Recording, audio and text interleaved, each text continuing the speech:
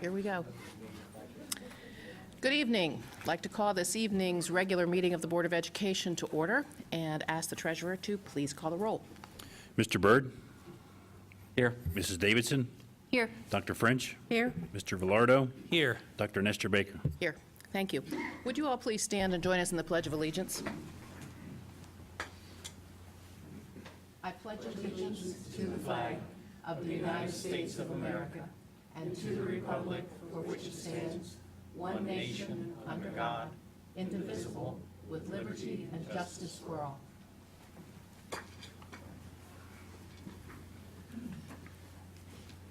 Moving on to item 3 on the agenda.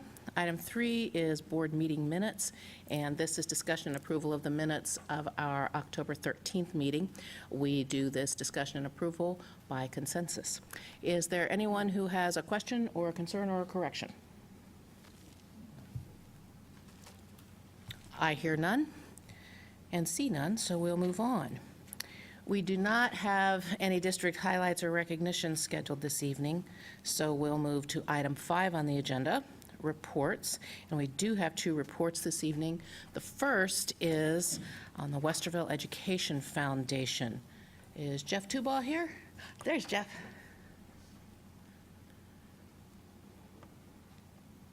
And Greg. Yes, I have the privilege of introducing Mr. Tubaugh. President Nestor Baker, Vice President Davidson, Dr. Kellogg, members of the board. Last school year, the Westerville Education Foundation launched a new website that not only enhanced the online presence of that organization, but also increased its ability to support innovative initiatives in our schools and in our classrooms. A key element to this new site is a series of interactive modules that bring enhanced features to the site. The foundation activated those modules on September 30th of this school year and launched what is being branded as the GAP Initiative. I'm pleased to introduce Mr. Jeff Tubaugh from the foundation. In his real life, Jeff is a certified public accountant and director with SS&G Certified Public Accountants and Advisors.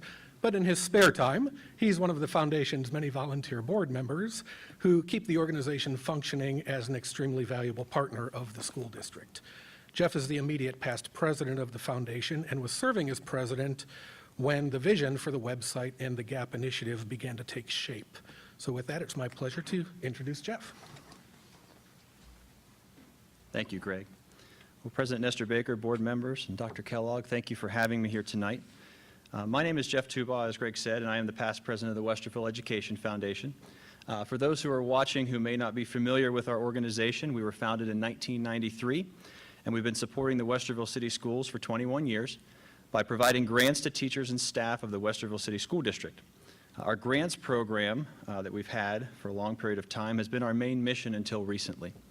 Nancy McFarland, who is a member of Westerville Parent Council, reached out to us last October to let us know she had recently donated money directly to a teacher's classroom in a school district in the state of Florida. After a review of the resource being used by that education foundation, we quickly realized that we needed to make an investment in a similar resource here in Westerville. So our volunteer board worked diligently over the last year to bring this resource to the Westerville City Schools. And as Greg mentioned, we have now launched what we're calling our GAP initiative. And GAP, as you can see on the screen, G is for our grants program that we've had historically, A is for Adopt a Classroom, and P is for projects, which is broken up into 2 separate modules. We are going to keep our grants program in place that we've always had. It's been a very successful program over the years. We used to have a $1,000 per grant cap that we would put in place. We're taking that off now. We've also added 2 funding sources. Adopt a Classroom allows visitors to our website to donate $10, $25, $50, $75, or $100 directly to a classroom in the district. All teachers in the district have a unique link on our website for donors to visit. Donations to the classroom could then be used for classroom supplies, awards, rewards, decorations for special events, books, magazines, etc. Things that teachers are often paying for out of pocket. As you can see on the screen, on the upper left part, you can see a list of the various schools. We kind of just took some snapshots of the site. And on the bottom right, you can see, I think it's Westerville South. All the teachers are listed. There's an adopt share function on the right-hand side that you click on to get right to that teacher's specific site that's just for them. And from there, I'll show you the share feature in a couple of minutes. That's where you could either make a donation or share that page via social media with your friends and family. Fund a Project allows teachers and staff members to post a project on our website and allow people to donate towards that project. It works similar to a crowdsourcing site. Teachers and staff members submit their project ideas, then the project goes through an approval process where the building principal has an approval and the school administration has an approval. Once it gets approved by the administration, it posts directly to our website. Now, while we continue to market the website modules, the power of fundraising really falls in the hands of the teachers and staff. And I guess to take one step back, this is our Fund a Project site. We currently have 4 projects up. You can see 3 of them based on when we took this snapshot. But in the bottom right, you can see one of the projects. They detail out the goals, the description of the project, and then it tracks, kind of, you can see it just above that. You can see one project that's been fully funded. It says 200 of 200 reached, so that project has been fully funded already. So it does have a tracking that kind of goes across to let the teacher and donors know how far along we are. But one of the power of this site really is the share feature. So when you're inside of any portion of our website, any of these modules, specific pages, or even if it's the list of schools, there's a share button on the right-hand side.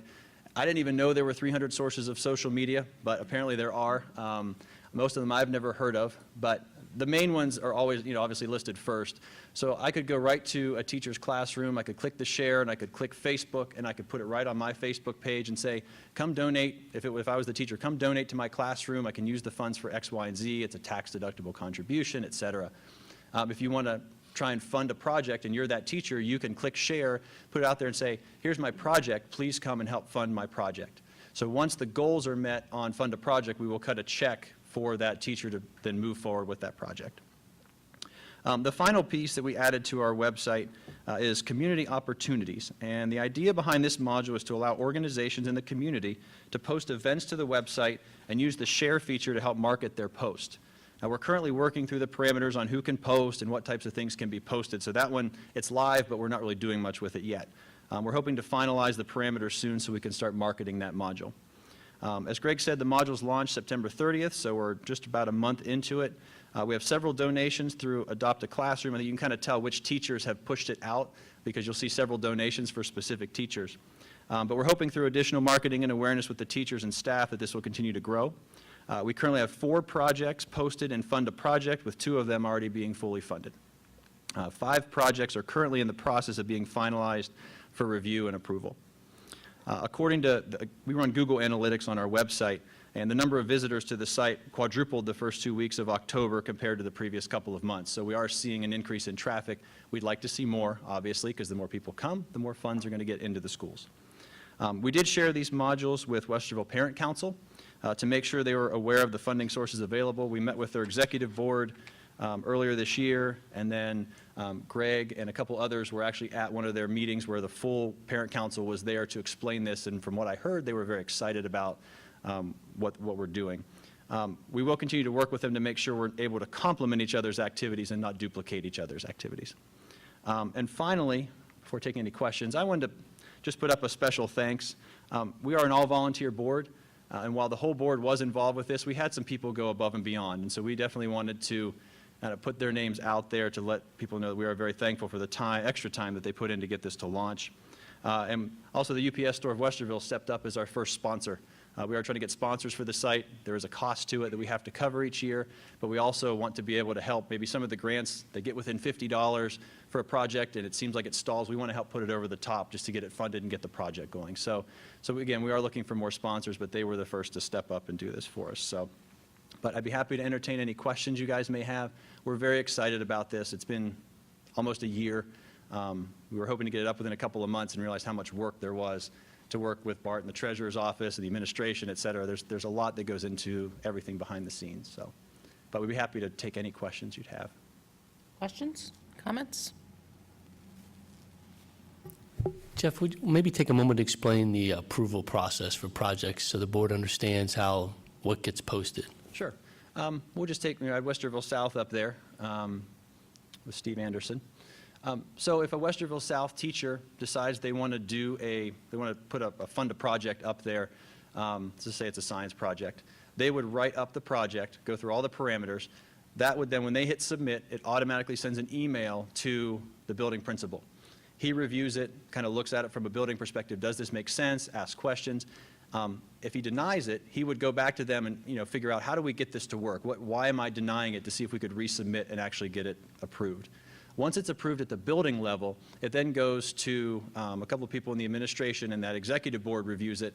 And really what we're looking for there is, does it line up with the school's vision? Do we have technology requests, but we've got an initiative going a different direction? Well, we don't want to fund something that's going a different direction. The other concern is, are we going to fund something that, while the funding comes, who's going to fund the ongoing maintenance of something? We don't want that to fall upon the school district to continue to do that. So we want to monitor for those types of things.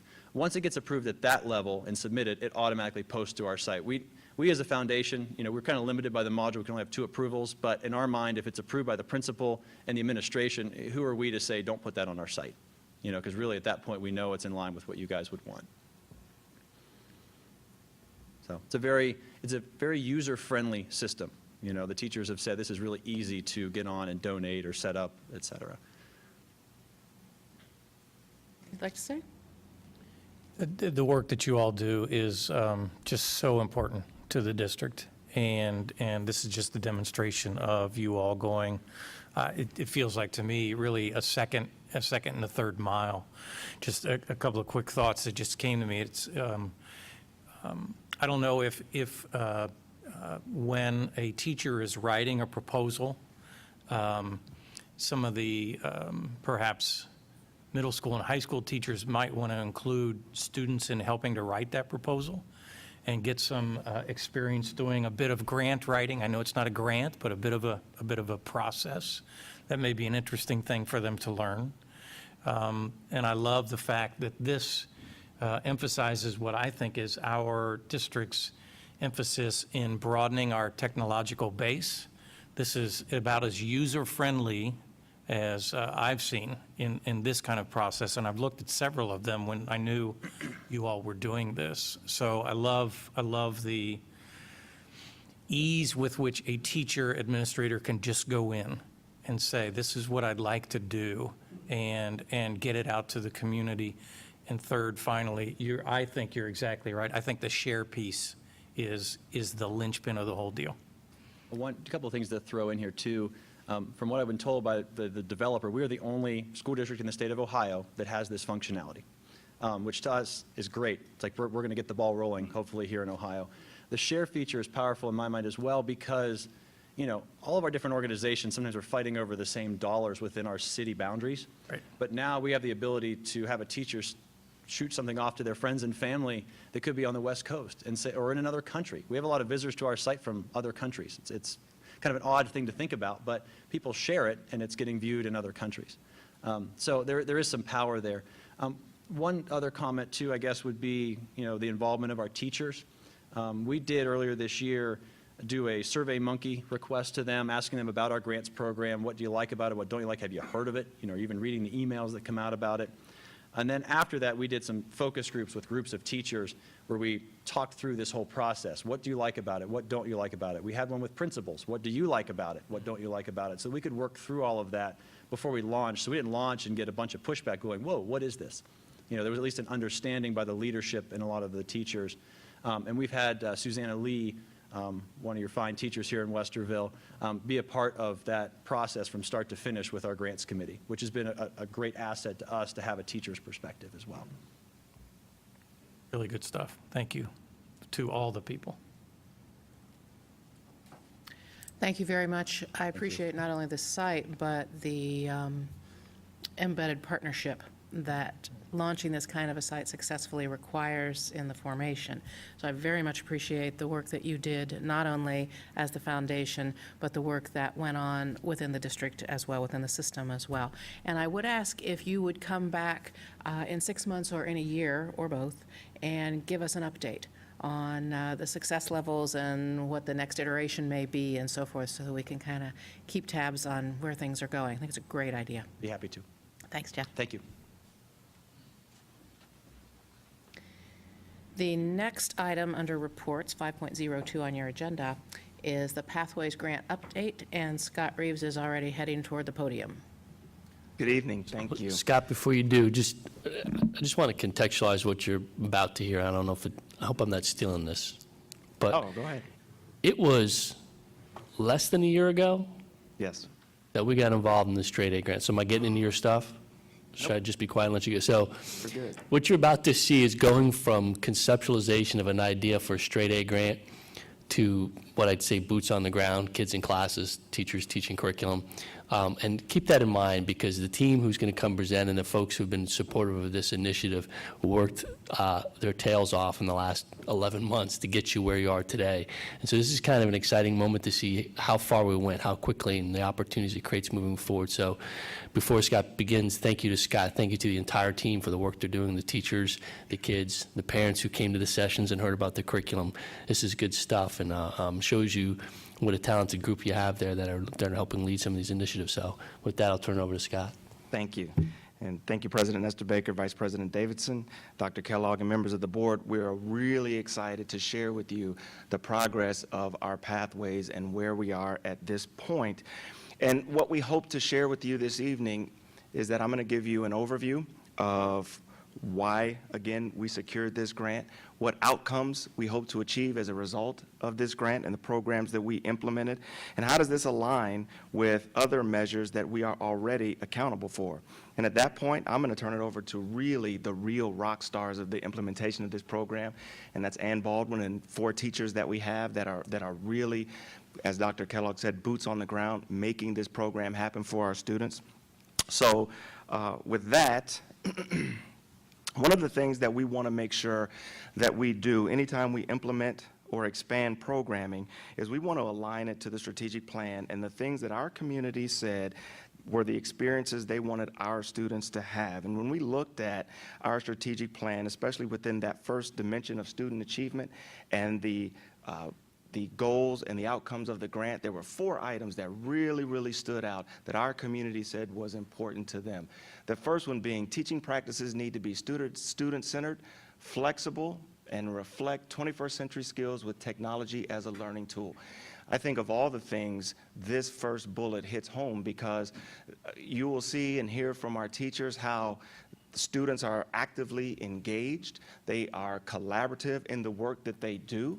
They also reflect the 21st century skills with technology, because sometimes we think of technology only as a computer. And yes, our students do have a computer, but you'll also hear they have electronic robotic kits we call VEX kits. We have the amazing Fab Lab that we showed off on 4th Friday. We have amazing medical tools and equipment that we are using in our health pathway. That is absolutely 21st century skills and technology that was vital to our community. We also were able to recognize student mastery of content. Knowledge is important, but students also need to develop social interaction and real-world skills. And I think the skills that they are learning translates to industries that are vital to our economy, and we are trying to put our students in a position to have an advantage over other students who are not learning the skills that they are. While the district offers a rigorous program of study that prepares students for post-secondary opportunities, there should be an emphasis on developing and providing a variety of academic program options to students at all levels. And I will say that again, at all levels. And access to those programs should be made available to all students. And I will say that again, to all students. We have pathways implemented at the middle school level. In the 7th grade, we have pathways implemented through every grade level at the high school, and will continue to build upon that so that every level of secondary will have the opportunity to enter into some degree of our pathways, and it's made available to all students. At our 7th grade advanced manufacturing, all of our students enter into that program and will have the opportunity to interact in our Fab Lab and the other programming there. There's no qualifications, there's no grade point criteria to get into our pathways once they get into the high school. This is something that is truly available to all of our students if that's what's aligned to their interests. So we were excited about that. And then technology has become an essential tool for learning. And the district needs to identify strategies to work with families to reduce barriers to access. We have provided the technology and the opportunities for our students. There's minimal cost outside of traditional fees that we charge annually here. And so we have removed barriers for students to enter in to some amazing opportunities. So going back to that, when you look at our grant, why have we received this grant? I mean, other than the fact that it's really, really cool for our kids and for our teachers, why have we done this, and what are the outcomes we hope to achieve? And I'm going to take you back to something that was developed by Columbus State Community College, and that was the Central Ohio Compact. Knowing their role in the health of providing qualified workers in our economy, the basic goal of the Central Ohio Compact is 60% of adults need to attain a post-secondary credential or degree by 2025. Everybody doesn't need a bachelor's degree, but they need something to make them marketable and employable in our economy. Oh, by the way, at 2025, those adults are kids in our industry and in our organization right now. So what are we going to do as a K-12 organization to help progress toward the goal of meeting the economic needs of our state? That's where the grant comes in. When you look at the grant outcomes, when you look at the grant outcomes, the grant was a $14.4 million grant that was shared among 15 school districts. Also partnered with Columbus State Community College, the Harvard Graduate School of Education and their Pathways to Prosperity document, Jobs for the Future, Battelle, Worth Associates that developed the branding and the communication that we now know as Innovation Generation. So $14.4 million were distributed to develop pathways that align with the economic needs of our region. We received just under $1.4 million of that grant, which was the most of any of the 15 school districts. And so the purpose of the grant then was at the K-12 level to develop partnerships, work-based partnerships, partnerships with higher ed, to implement strategies to work toward the goal of the Central Ohio Compact. That was the purpose of the Straight A grant that we received. So what are the outcomes we're shooting for? Increased graduation rate. We know that if students are connected to the material they're getting in school and see the relevance that aligns with what they want to do when they leave our organization, they're going to be far more likely to stay. And I think that goes back to one of the key points of the strategic plan, that it is accessible to all students. So even the student that may be on the fringe, that may not be the college student, can enter into our pathways. Reduced college remediation rates, increased opportunities for students to earn college credit while in high school. Within our pathways, we currently have 3 courses that we're offering this year where students can earn college credit while in high school. Earning college credit while in high school, research would suggest greatly reduces the need for remediation once you get to college, because you've already been exposed to college-level coursework. And then one critical outcome that we're really working towards in all of our pathways is accelerate post-secondary professional credential attainment. And that is something that our students, as they progress in the coming years in our pathways, will have the opportunity to earn professional credentials in the health pathway, in the business pathway, and in advanced manufacturing a little further down the road. So those are the outcomes we are shooting for. And that's great, but we are already so accountable to so many different things in our state. How does this align with what we are already accountable for to the state and our community? Well, I take you back 2 weeks ago when Dr. Kellogg did the local report card presentation. And if you think back to the Prepared for Success, the new measure this year, and the measures that are a part of the Prepared for Success, you'll see that many of them indirectly, some of them directly align with the accountability that we have on our report card that is progressed by our grant. ACT, SAT, participation and remediation. Many of the college readiness benchmark standards are hit within the courses in our pathway. More students attaining honors diploma, That one kind of flips in red because that one is directly related to the outcomes of our grant as students progress to earn industry-recognized credentials.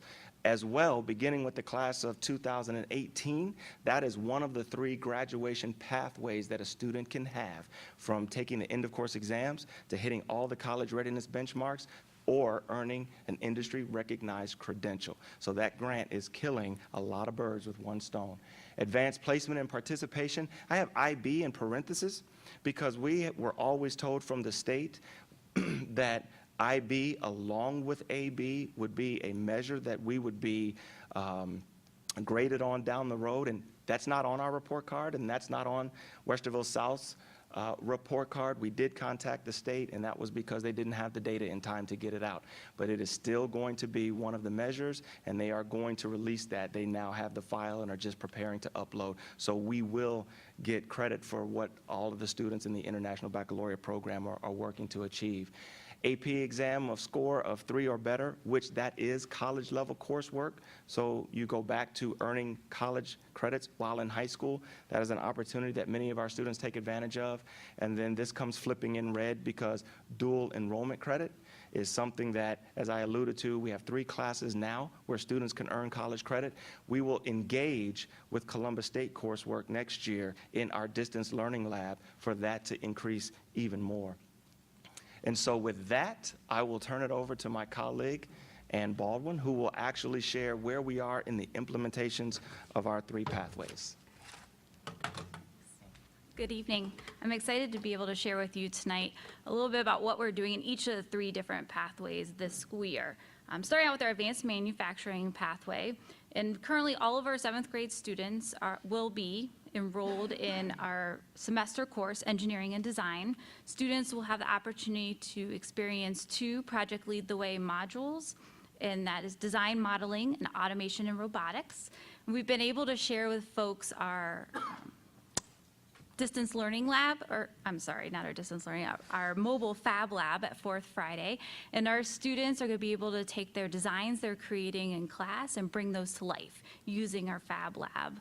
Students have started to use that fab lab at Genoa, where it currently is parked, and it will be rotating to all of the middle schools and 2-week rotations throughout the rest of the semester. And then we're working as a team to develop a rotation schedule for the mobile lab for next semester. Our teachers have started training early as this summer with Project Lead the Way in 2 weeks worth of coursework, and then additional training with the actual equipment piece. We followed up with training this fall with TIES, which stands for Teaching Institute for Excellence in STEM, and we're actually now part of a mobile Fab Lab network that is worldwide. So we now are going to be connecting with Fab Labs not only in the United States, but across the world, and our students will be able to connect with those labs, and we'll be able to share design ideas and project ideas with those labs. And we're going to continue our training throughout the school year, so we're looking forward to that. Our second pathway that we're implementing this school year is our health pathway, and students are enrolled in 3 specific courses at the high school level. Principles of Biomedical Sciences and Human Body Systems, or PBS and HBS, are taught as a block course, so students will be taking both those classes this school year. And we currently have 142 students enrolled at all 3 high schools in these 2 courses. There is potential transcripted college credit for HBS, or Human Body Systems. So if our students earn a B or higher in that course and score a 6 or higher on the Project Lead the Way end of course exam, they will receive 3 semester credit hours from Sinclair Community College, which is a really neat opportunity for our students. Medical Interventions is the 3rd course offered in our health pathways, and we have 19 students enrolled. This is a higher level Project Lead the Way course composed mostly of juniors and seniors, and there's also an opportunity for students to earn potential transcripted college credit here, again scoring a 6 or higher on the end of course exam and a B or higher in the course. And that transcripted college credit means then that that student will have that college credit they can take with them no matter what college or university they enroll in. Our 3rd pathway is our business and logistics pathway. And our students enrolled in 21st Century Skills, which is a current business course offering in Westerville, had the opportunity to apply for the dual enrollment course offered through Columbus State.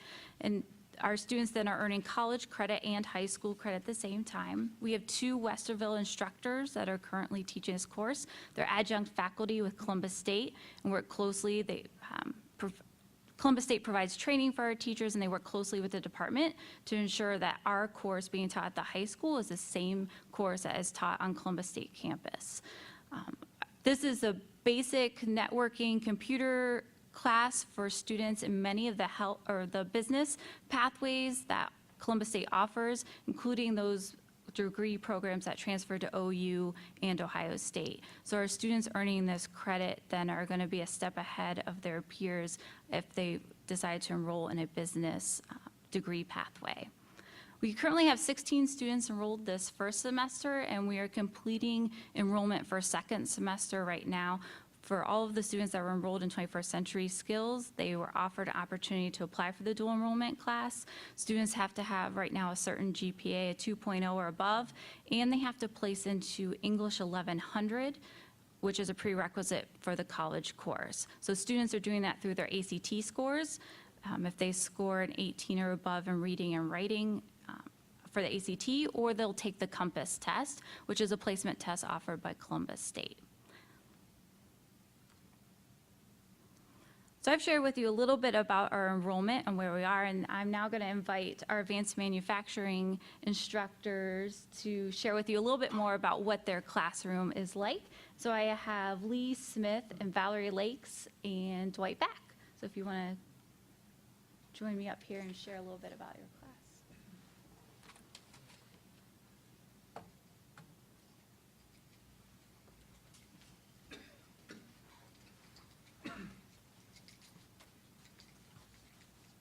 Good evening.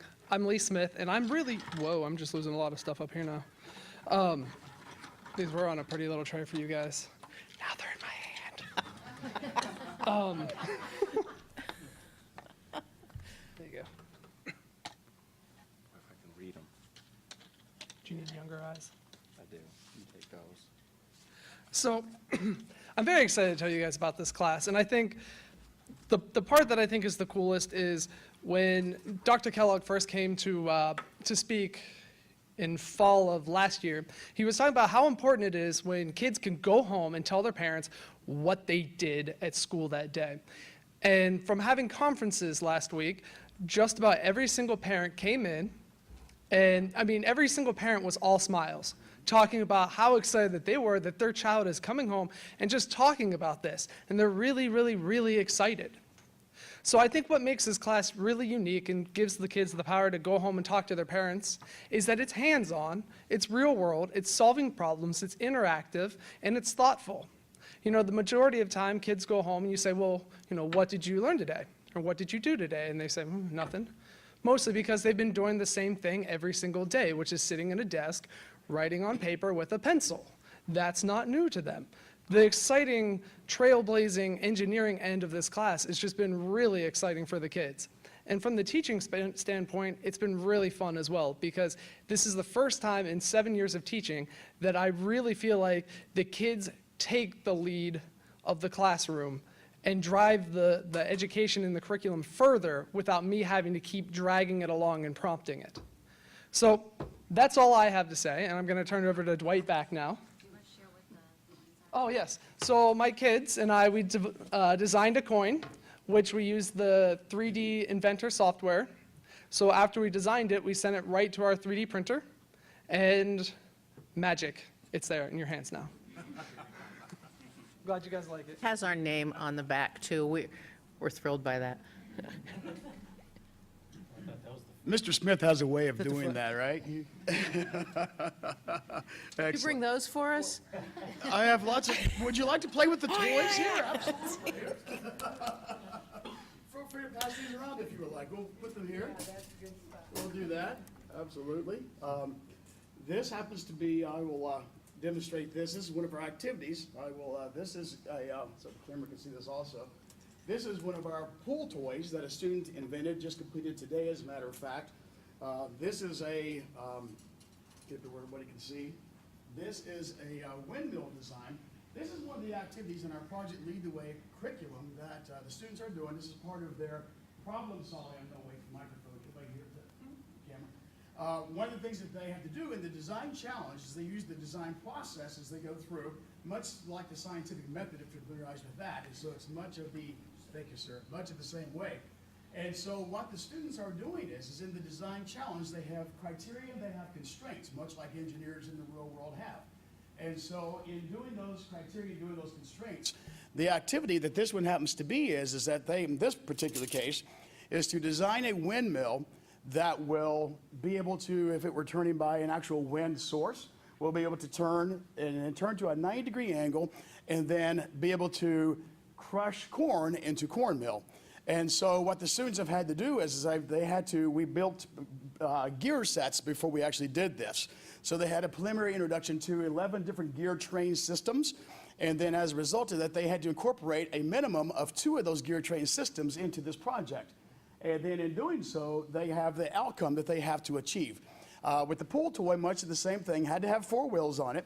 And then as it turns, there has to be a gear system connected to the wheels, and as the wheels turn, the gear system then in turn has to turn another gear train system that will cause something on the vehicle to move. And these students have been very successful. If the wind were blowing on this particular one right here, I don't know if you can see or not, the bevel gear system, goes from an idler system to a bevel gear system. This would simulate, we've had students take paper and put in there to simulate the crushing of corn and how it is successful in doing so. On the pool toy, obviously, you could see as I pulled it up a moment ago, it had the sprocket was turning on the top. The students had to design I tried to get them to do a kaleidoscope kind of idea on that so they could kind of do that. What's really neat is as Mr. Smith was sharing with this, is that this has opened up a whole new world of ideas to these students. And so what is happening is that, again, we are seeing students who are no longer sitting at a desk, they are thinking. All of these ideas, the students are in groups of 2 or 3 when they go to build these projects. And so they have to have collaboration with one another. So as they are developing their ideas, they start off with the design process. They have to develop their own individual sketches. Then they get together as a team. I put them together in groups of 2 or 3. And then they go over each other's sketches. They review each other's sketches. Do they meet the criteria? Do they meet the constraints? And then in doing that, they can either choose one of their peers' designs, or they can then reinvent and recreate a 3rd option or a 4th option and then come together to create a final product in doing so. And then as, of course, they encounter problems along the way, they have to problem solve. And as Mr. Smith was saying, this has been so, what these guys, I have a little bit of the advantage of this because I've been in the district this is my 16th year. I was originally hired in the district to be an industrial arts teacher. And so I've had the perspective of being the old traditional industrial arts, as well as now being blessed to be able to be a part of this new engineering design program. And what I see through this is the students are taking the initiative. They are thinking. They are critically solving. As a teacher, I can stand back and facilitate. Students come to me and they say, Mr. Beck, what do you think? This is our idea. What do you think about this idea? And then I can share with them, that's a great idea. Why don't you try this? And they go back and they explore and they experiment. So through all of this, fantastic things are happening with our students. They are now there. It's incredible. The pool toy right there, I can just tell you, a student who was disengaged and often needing redirection came to me today with last Wednesday, came to me and he thought it was kind of a joke. He's like, Mr. Back, look at my pool toy. Look at our group. Look what we did. It was unsuccessful at the moment. I said, great, you're on the way there. Now go make it so that the actual wheels turn something. And he's like, what do you mean by that? I was like, go back and look at your criteria, look at your constraints. What do you need to do now? So today he came in, he's like, Mr. Beck, I've got it. I've been thinking about it. I know how to fix that car now. So he came in today, he was so motivated. And so today, whenever he completed that idea, we stopped as a class, we gave him a round of applause, And it's one of the things. We did that. We clapped for them. As they got their idea, as they met the criteria constraints, we clapped for them. We gave them applause. And that's the recognition that they need because they're being successful. I've had, as Mr. Smith was saying, At the conferences last week, parents after parent after parent was coming in and saying, I am so excited for this program, so encouraged by this program. And they're like, please tell me there's more besides 7th grade. Please tell me there's more. So I'm sharing with them, so the parents are excited. And thank you, folks, thank you, all of you, for allowing this program to exist and be a part of our curriculum for our students. It truly is an honor. Thank you. Thanks. Hi guys, I'm Valerie Lakes. As Wright was saying, and Lee said a lot of things, so I'll keep it short and sweet. I just wanted to thank you guys as well and tell you it's not just the kids that are more excited. I don't have any more days where I'm dragging and it's winter and it's cold and I don't want to get it out of bed. It's like 5 a.m. and I'm excited because I want to see what they're going to do next. And they come in and they're like, yes, we get to build, and they don't have, like they said, they don't have to sit in their seats. So it's exciting for me to see that as the facilitator of all of it. And I love to see their creativeness because I don't give them anything but the basics and I let them go because I want them to come up with concepts. I don't want them to copy what I've done. And I have our winner of our drag race to show you guys. So they were given constraints and criteria. They were supposed to make a car go as fast as they could in 20 feet. And these kiddos figured out to put together the same gear setup from the windmill project on the bottom of here to make theirs the fastest. So I'll put it down and let it go for you guys. I don't know how far it's gonna go. I'll catch it. But once it gets going, because they use the bevel gears, it actually goes way faster than all the other ones. It's really cool to see. And they have to tell the computer where everything is plugged in and what to do and how long.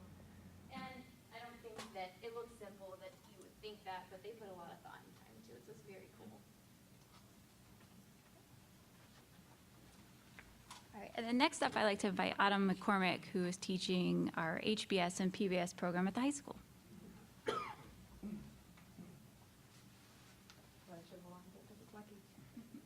Hi, how are you guys tonight? Thank you so much for having me here to talk about the health pathways. It's been a very exciting endeavor. These guys are a tough act to follow, but I'm so excited to get their students in the next few years because they're going to be ready to go. In the health pathways, we kind of have taken a different approach, and I'm actually going to kind of read to you a little summary of how the first day of school started for our students, just to kind of engage you. So here you go. It was a hot summer morning, 92 degrees Fahrenheit. An emergency call came in at 9:45 a.m. A man contacted the police to report that he was worried about his next-door neighbor, a woman named Anna. He said he had spoken to Anna the previous morning when he saw her walking her dog around 6:30 a.m. He decided to call the police this morning because Anna's dog had been barking excitedly for the last 2 hours. He tried to call Anna on the telephone, but no one answered. Both the police and an EMT arrived at the scene at 9:56 a.m. The EMT determined that Anna was dead. The police immediately notified your team of crime scene investigators, as well as the medical examiner, both of which were dispatched to the house. Has a crime been committed? So for this particular course, Principles of Biomedical Science, it starts with this fictitious character named Anna. And some of the pictures that you're seeing here are our crime scene setup that the students had on the very first day of school. And so if you want to talk about a hook, they were hooked. And they were very, very excited about what was going to happen next. And so essentially for this particular quarter, we have been going unit by unit, studying things from autopsy reports to different diseases that poor Anna had. And so basically, every unit, they kind of get a little bit more familiar with what has been plaguing Anna for a very long time. Things such as diabetes, heart disease, sickle cell anemia, infectious diseases, which is why I didn't bring any samples for you today, because I thought I might spare you that. So I have some administrators that won't come view the class because they're like, I'm not getting my hands dirty on that. But I want to encourage all of you, if you're up for the challenge, to come in and see the students engaged in this, because it's really, they're eager. They come in every day. All the things that the 7th graders are experiencing is also occurring for our 9th, 10th, 11th, and 12th graders as well. And you know, that's the most rewarding thing for a teacher, is to realize that your kids are excited to be there and they're like waiting at your door. I mean, even in high school especially. I mean, most times they're like ready to book it and, you know, get on their cell phones or what have you. But not in this course. They come in, they want to know what's next, what happened to poor Anna. And you know, this particular semester at the end, coming up here in December, they're going to kind of resolve what really happened to Anna. But along the way, we've had a lot of help. We've had other biomedical professionals coming in and helping our course. We had a fantastic diabetes panel that we utilized the distance learning lab, and all students from North, South, and Central got to participate in that simultaneously. We had different teachers who came in and were on the panel that students could connect to in a different way to realize that they are suffering from diabetes themselves and kind of sharing their experiences. We had 2 students that also shared their experiences, and then we had 2 associates from the National Diabetes Association that came in and were providing context and relevancy for our students as well. So it was very dynamic, it was very powerful, and a great way to kind of start one of the new courses. In addition, we've had a lot of local law enforcement people who have participated and come in and shared their viewpoint. I guess I'm lucky in the fact that my dad is a homicide police officer, and so I grew up kind of looking at autopsy photos since I was in kindergarten, which might explain some things, but but he kind of came in, walked them through a real-life crime situation that happened at the Alrosa shooting that occurred several years ago that some of you might be aware of, and kind of walked them through that situation and was making students, you know, aware of all the different levels of professionals that are needed to help with this. And that's what's awesome about the class, is that so many students come in and they say, I want to be a doctor. I'm like, oh, really? Okay, well, let me show you what that's going to be like, you know? And we go through, and all of a sudden they start realizing, well, wait a minute, there's all kinds of other professions out there besides just being a doctor. Or if I want to be a doctor, I want to be this kind of doctor. And so really, we're just kind of speeding up the process, and then we're exposing them to so many different things that they leave with so much, you know, a much better mindset on where their direction or where their track is going to be. And that's rewarding to see and to kind of be a part of, and I'm excited about where we're going next. Like Ann and Scott were saying, we have 3 courses right now that are being offered. There's the Principles of Biomedical Science, there's Human Body Systems, which is coming up next semester. In this course, they get a mannequin. It's essentially a half of a mannequin, and the students have to go in and create the other half. And so they're doing it with clay, they're building all the body parts, and then they're simultaneously dissecting it and learning about the physiology of all of these body parts as well. So it's very powerful.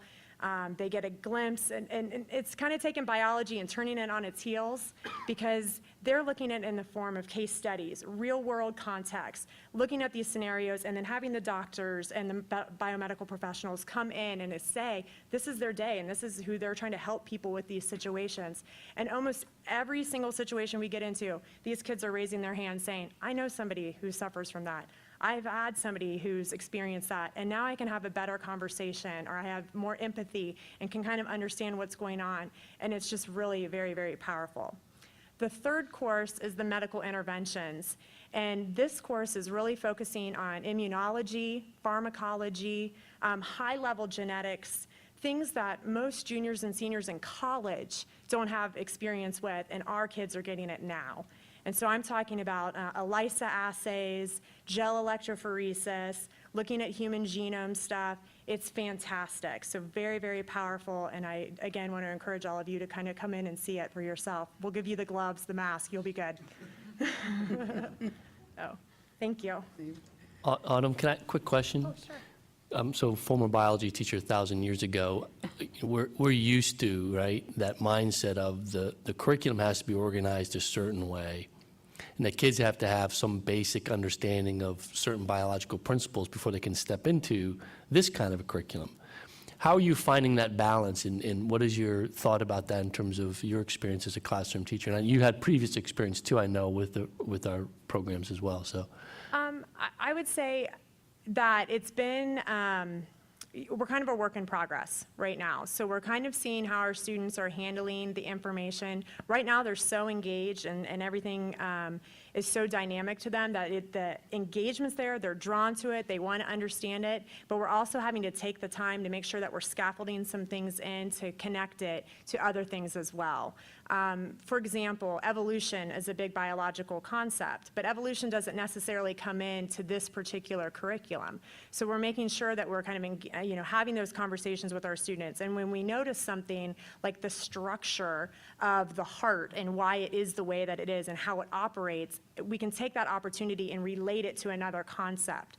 So right now, those are a lot of the conversations that we're having as educators to make sure that we're including those moments, including those opportunities to give our students a really well-rounded experience. That's a good question now, if she's up there or after. When do you want questions? Are you We are ready? ready for questions. You're ready for questions. So whenever you want to ask questions. Just, what I'd really like to ask is like, what's the age limit that you could get into one of these classes? You're welcome anytime. There's openings for the part of Anna for next semester. What'd you say? I know Anna's problem. She hasn't been eating. It's quite obvious. I heard a flat Stanley, but Yeah. my questions, my intelligent questions. No, I just wanted to make sure that I understand the principles and the human body systems, PBS, HBS, both one semester each. Yes. And then do students automatically sign up for both? In this situation, we had enrollment that was open to all 3 high schools, and they were signing up for both courses simultaneously. Okay. Right now, the teachers are kind of co-teaching. So like for me, I was trained on principles of biomedical science. My colleague was trained on the human body systems, and we kind of co-teach and collaborate with each other to offer the same experience to both of our classes. And these are offered at all 3 of our high schools right now? Yes. And the reason I'm asking that, or kind of because some people have been a little confused, at least people talking to me, saying, no, that's only offered at such and such high school. And so I just wanted to clarify for The foundational courses are offered at all 3 schools, and the foundational courses are the principles of biomedical science and human body systems. Okay. Right now, we are just offering medical interventions at Central only. Any plans to go further with that, or is that just still to take it to the other 2 schools? I guess I would have to, I mean, I get that may be down the road. I refer back to your first comment that, keep in the context, this is all just really quick. But that just sounds so powerful and so good. Just curious. I'd say in all the pathways, gauging the interest that we've seen at this point, we want to make sure that we provide as many opportunities for students down the road as we can. Also keep in mind that next year, students in the human body systems and principles of biomedical sciences will be able to enter into the Columbus State coursework as well, which is also college level work, which will be available through the distance learning labs at every high school. Okay. Thank you. Other questions or comments? I have a quick comment. So my daughters are both taking this class, and they're twins, and they're in the same class. And it was so funny, the first day of school, second day of school, they were like, you are not going to believe what we did today. And they told me about this crime scene. And so I asked periodically, or actually they share with me what's going on. They came home one day with little vials of saliva for their DNA. So it's very multisensory, hands-on. They are learning a ton. The little bumps in the road, which is good for them for figuring it out. But they love it, and I love it, so thank you. Thank you, thank you, thank you. It's awesome. It's a great opportunity. And that's what I'm going to pick up on that. I want to thank you for everything you're doing, because this is obviously the enthusiasm that you have with this certainly rubs off on the kids. And I'm sure that they are just, eating this up, and they're spreading the word around, and your classes are going to be overloaded next time. So, obviously this first time it's probably, it's, well, I don't know, try this, but now the word's getting around. And it goes back to that psychomotor, they're actually doing something with their hands, psychomotor, and the cognitive is there too, and every aspect of it. So I do appreciate all of your doing, and you teachers are so enthusiastic, you can just see it, and that rubs off on the kids. And we appreciate all you've done in the short time you've been here. She had us touring the vocational schools, so, we got a feel for that. I'm hoping that the counselors are aware of what's actually going on, and they're going in and visiting and going out and seeing. Maybe that we don't even need them. The kids are going to spread the word themselves. But at any rate, I thank you for all of this. This is what it takes to keep the graduates going, and actually a lot of them will take jobs upon graduation. They won't need to go to 4 years of college and spend $100,000. Their parents, and they will start earning big bucks right away because this is needed so badly. And thank you all for what you're doing. Appreciate it. Anything you want to say, Richard? Okay. Couple questions. Before I ask my questions, this is so exciting. Not just because of the courses and the groups of young people that you're working with now, but because of the impact bringing these kinds of delivery systems into a system have overall over time. So I am extraordinarily excited, not only by what you did, which is so much fun, but for the ramifications of where it's going. And that kind of leads me to the question that I had. As you look at the dollars that we received from this particular straight A grant, how much of it roughly would you say was spent on what I would call one-time or startup costs? What I'm looking at is, as we look out, what sort of sustainability measures should we be looking for?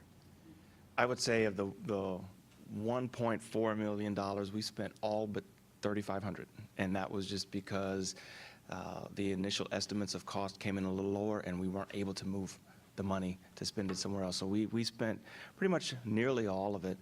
I think what you'll see is students will opt to take Pathway Course A as opposed to traditional Course B, and so the money that we would have spent on resources, textbooks, other consumables in Course B, the sustainability will now be, we will continue that in Course A, and that's how we hope to be able to sustain the grant. So That's good. That is very good to know.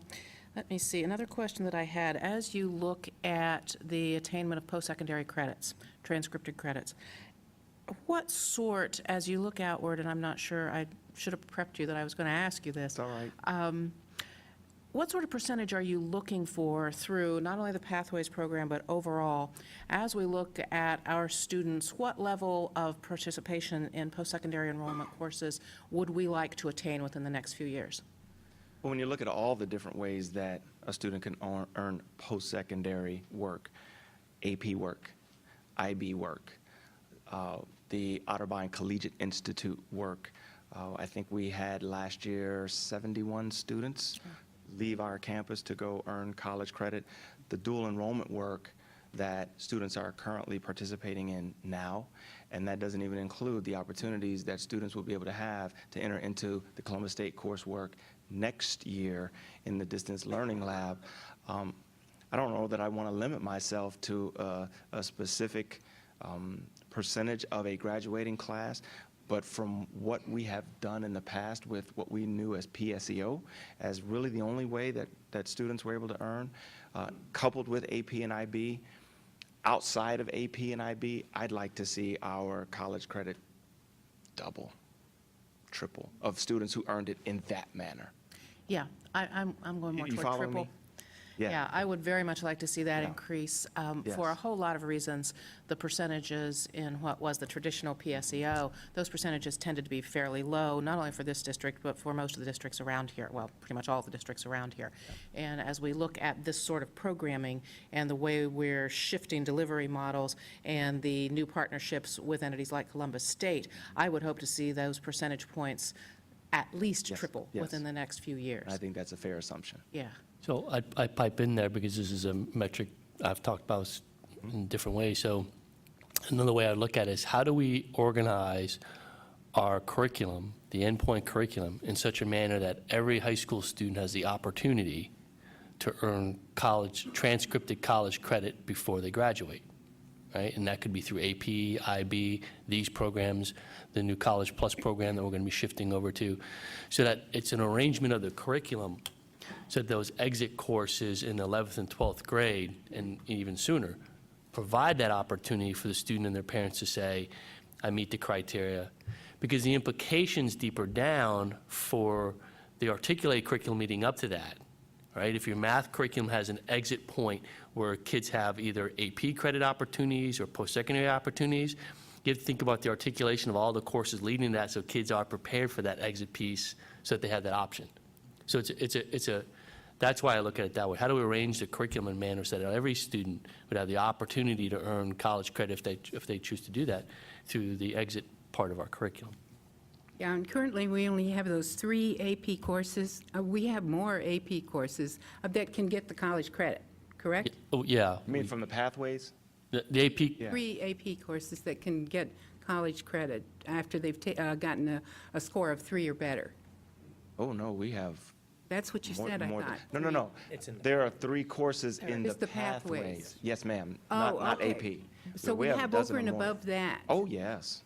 Oh, well, that's great. So there's opportunities, several places Oh, for the yes. students and to trying do to that. so what Scott was alluding to when he mentioned the Audubon program, the PSEO program, this program, AP, IB, you put all that into one large pot, and that's okay. These are all the kinds of opportunities. The other side of that is not every post-high school college experience is the same, right?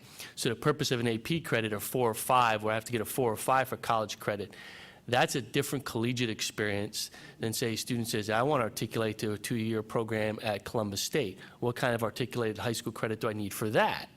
That's a different kind of credit. It may not be AP calculus. It may be college algebra that you can get transcripted credit from Columbus State through our program. So the variety of kinds of opportunities, or, as Scott mentioned, I think our biggest opportunities in that industry credential piece, where, as you mentioned, I can exit high school with industry credentials and walk right into a well-paying middle-class salary now, where I can raise a family and have health care, all those things you need to have, not low-level work that's not going to sustain them. So that's kind of the big picture, the exit part of the program, and this is a starting Great. point. Very, very important. Important not only for the purposes that you were presenting to us around your courses, but extraordinarily important for broadening the access. Access to post-secondary credentialing, access to post-secondary credits, and also access across the district to new delivery systems. So I thank you very much. Now, the last couple of meetings, I have railed at the state, but it would only be fair then tonight for me to say that I'm very grateful to the state for making these dollars available, and I am also extraordinarily grateful that we had the expertise to be able to land those dollars, not only for this grant, but for the other straight A's that we participated in.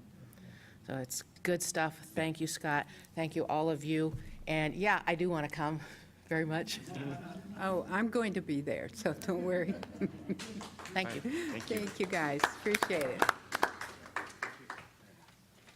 Just haven't had time to do it yet. We'll move on in the agenda to item 6, which is public comment. This is the first portion of public comment, and public comment at this point in time in the agenda is limited to comment about items that are on the agenda this evening. As in both portions of public comment, speakers are limited to 5 minutes, and we do have one individual signed up to speak this evening, Louise Reese.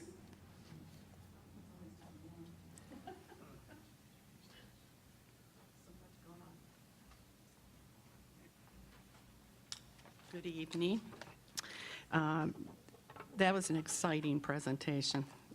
I just wish that my kid was in 5th grade or something so that he could roll right into a lot of these things that are being offered. I also wish that we had more of these exciting opportunities with the technology in our traditional classrooms as well.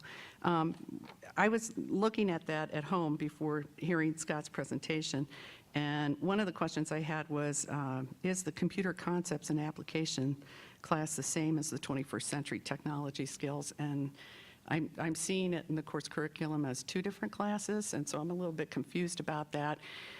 So if there could be more information that goes out to parents about that, I think it'd be helpful. And then if the 21st century concepts and application classes are the same, and if it's just one semester long, the first one's listed for 9th grade, and you can't take the second one till 10th. And so I was wondering if there could be an explanation as to why we couldn't, if it's just one semester, do each segment in a row instead of 2 different years. For the classes that there's a possibility of college credit through Columbus State through dual enrollment, is it possible to make that information on the entire process more public? I know they listed like the 18 on the ACT. We had one that we didn't get ours in until like right before midnight on the deadline day, but we haven't heard anything back yet. And I'm not knowing which link to travel through to find that information. My next comments are based upon the 5-year forecast that Bart, I guess, will be presenting. It looks really great, Bart, and thanks for making it so much easier to understand for the public. It looks nice. Under the personnel services, you state an increase of certified staff equal to 10 full-time employees, and I was just wondering if we could, for each year, and I was just wondering if there could be a little explanation given for that. And then under the expenditure overview, there is a statement that we have allocated $600,000 for additional health insurance due to the federal government's Affordable Care Act. And I was just wondering, does that tie into what they refer to as the Cadillac plans or if you could enlighten us on that. And then are the property tax figures from the county auditor's office that you're using, or is this just a conservative estimate that you're using? And then the revised update shows $65,000 a year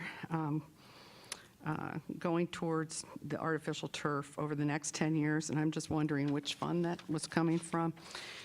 Moving along here, the updated forecast shows a retirement replacement savings of $1.8 million and a severance savings of $750,000.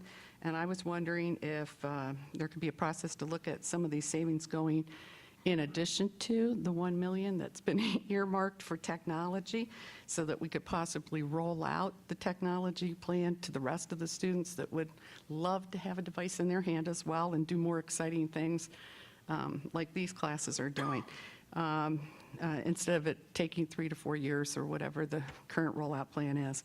The forecast also shows that in 2015, we'll see an additional revenue of $51 per student from the casino funds, and it shows a projected 14,696 students forecasted for 2015, each bringing in $51 each per student, which means we'll see approximately $749,496 in new revenue. And if a person was to divide that figure by the cost of a Chromebook that costs $200, I think you see where I'm going with this. Without a group purchase discount, it could mean money from the casinos or gambling dollars could purchase at least 3,747 and a half new Chromebooks for our students, so that we could possibly speed up the rollout, if that's possible, and instead of the 3 to 4 year approach. And where in this forecast is the cost for the Google accounts that our kids are supposed to get, that Dr. Kellogg, I think you released a news piece about. And will that come out of the $1 million earmarked previously for classroom materials? So trying to figure out, are the online textbooks part of the classroom materials? Because I saw an increase in that area, which I'm thrilled with. It's just that in that online text, it's possible for all of the teachers,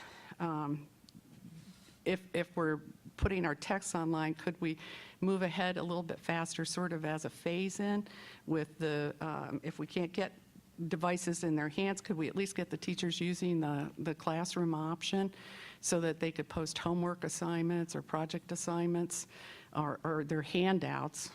My kid today, his drink burst all over everything in his backpack today. And I, again, thought how nice it would be if those handouts were online. And tomorrow he gets to pay 25 cents for a new history folder because he drenched this one today. So, to me, that seems like a nice way to phase in where we're going to, is if we started to use what's already available. So That's it. Thank you. Thank you.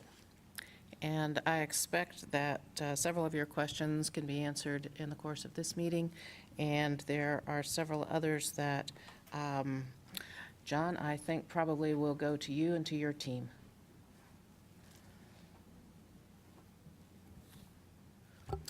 We're moving on in the agenda to item 7, financials.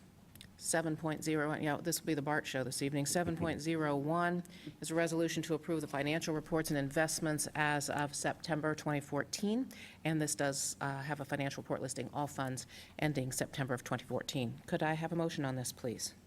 So moved. Thank you. And a second? Second. Thank you. With a motion and a second, Mr. Griffith, would you like to talk about this? Sure. Madam President, members of the board, this is the financial reports for September 2014. Just to give you an overview, for the general fund only, our year-to-date receipts are $67.4 million. Our general fund year-to-date expenditures are $33.7 million. We have an unencumbered general fund balance of $65.9 million.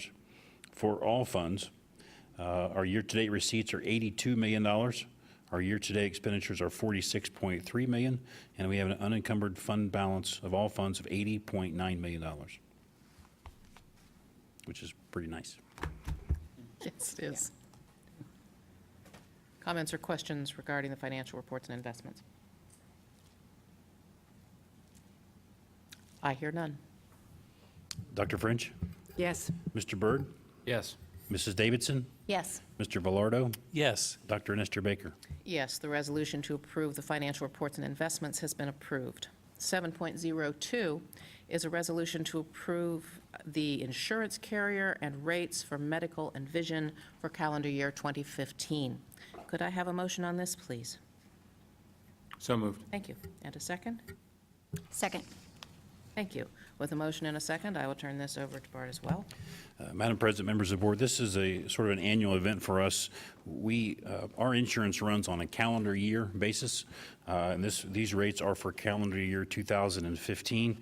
We have an open enrollment period going on currently. It's the last 3 weeks of October through the first week of November. We actually had several companies submit a bid this year for health care. We currently use Medical Mutual of Ohio. We actually had several people apply, but we interviewed Anthem, United Healthcare, and Medical Mutual, the three of them. We sort of came down to where the cost savings for Medical Mutual had the lowest administrative costs. One other company actually projected a little bit of savings overall, but it really can't be substantiated. It's just like, what if? We knew what the costs were going to stay with, so we decided to stay with Medical Mutual this year. So basically, what we're asking you to approve is the approval to stay with Medical Mutual, the approval of the new rates for this year.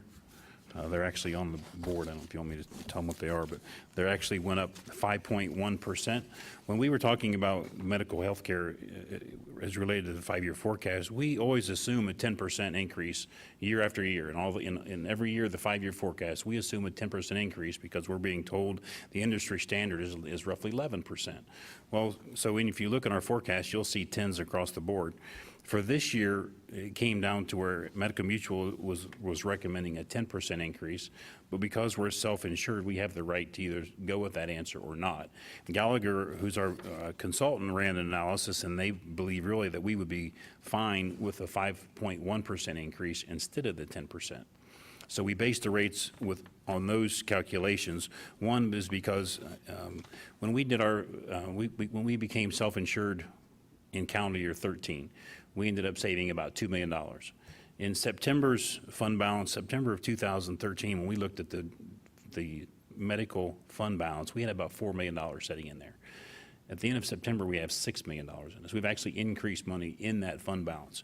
So by going with the 5.1, you sort of soften the blow so that you're not going up 10%, and then you end up building more revenue in your carryover fund. And it's safer than going to zero, because then if you have a bad year next year, you're pretty much screwed, and you have to excuse me, Frank. You're pretty much in trouble. So you'd have to put a bigger increase. So we're recommending a 5.1% increase in healthcare. So if you actually look at the forecast, I think it actually shows, if you actually look at my number, I think it shows at 7%. But that's just because the 5.1 is on a calendar year, the forecast is on a fiscal year. So it's a little tricky with that one. So we're recommending that you stay with Medical Mutual, you approve the rates at a 5.1% increase going forward.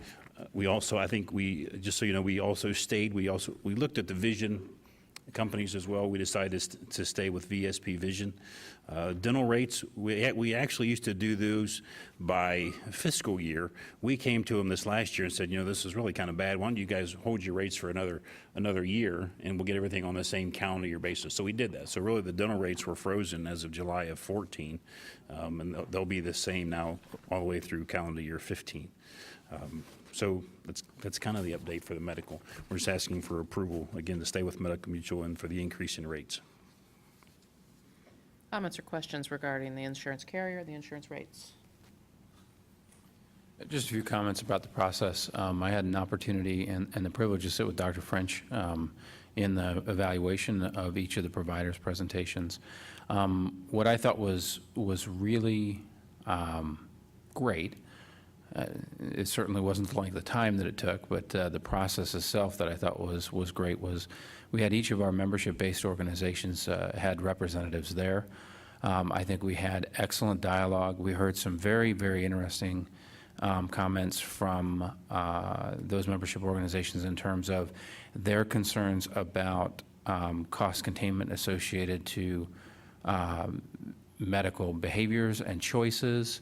I think that the changes in the medical insurance landscape are beginning to have the type of impact that I know that a lot of us are hoping for, which is people thinking about their care, where they're getting it from, how much it's going to cost.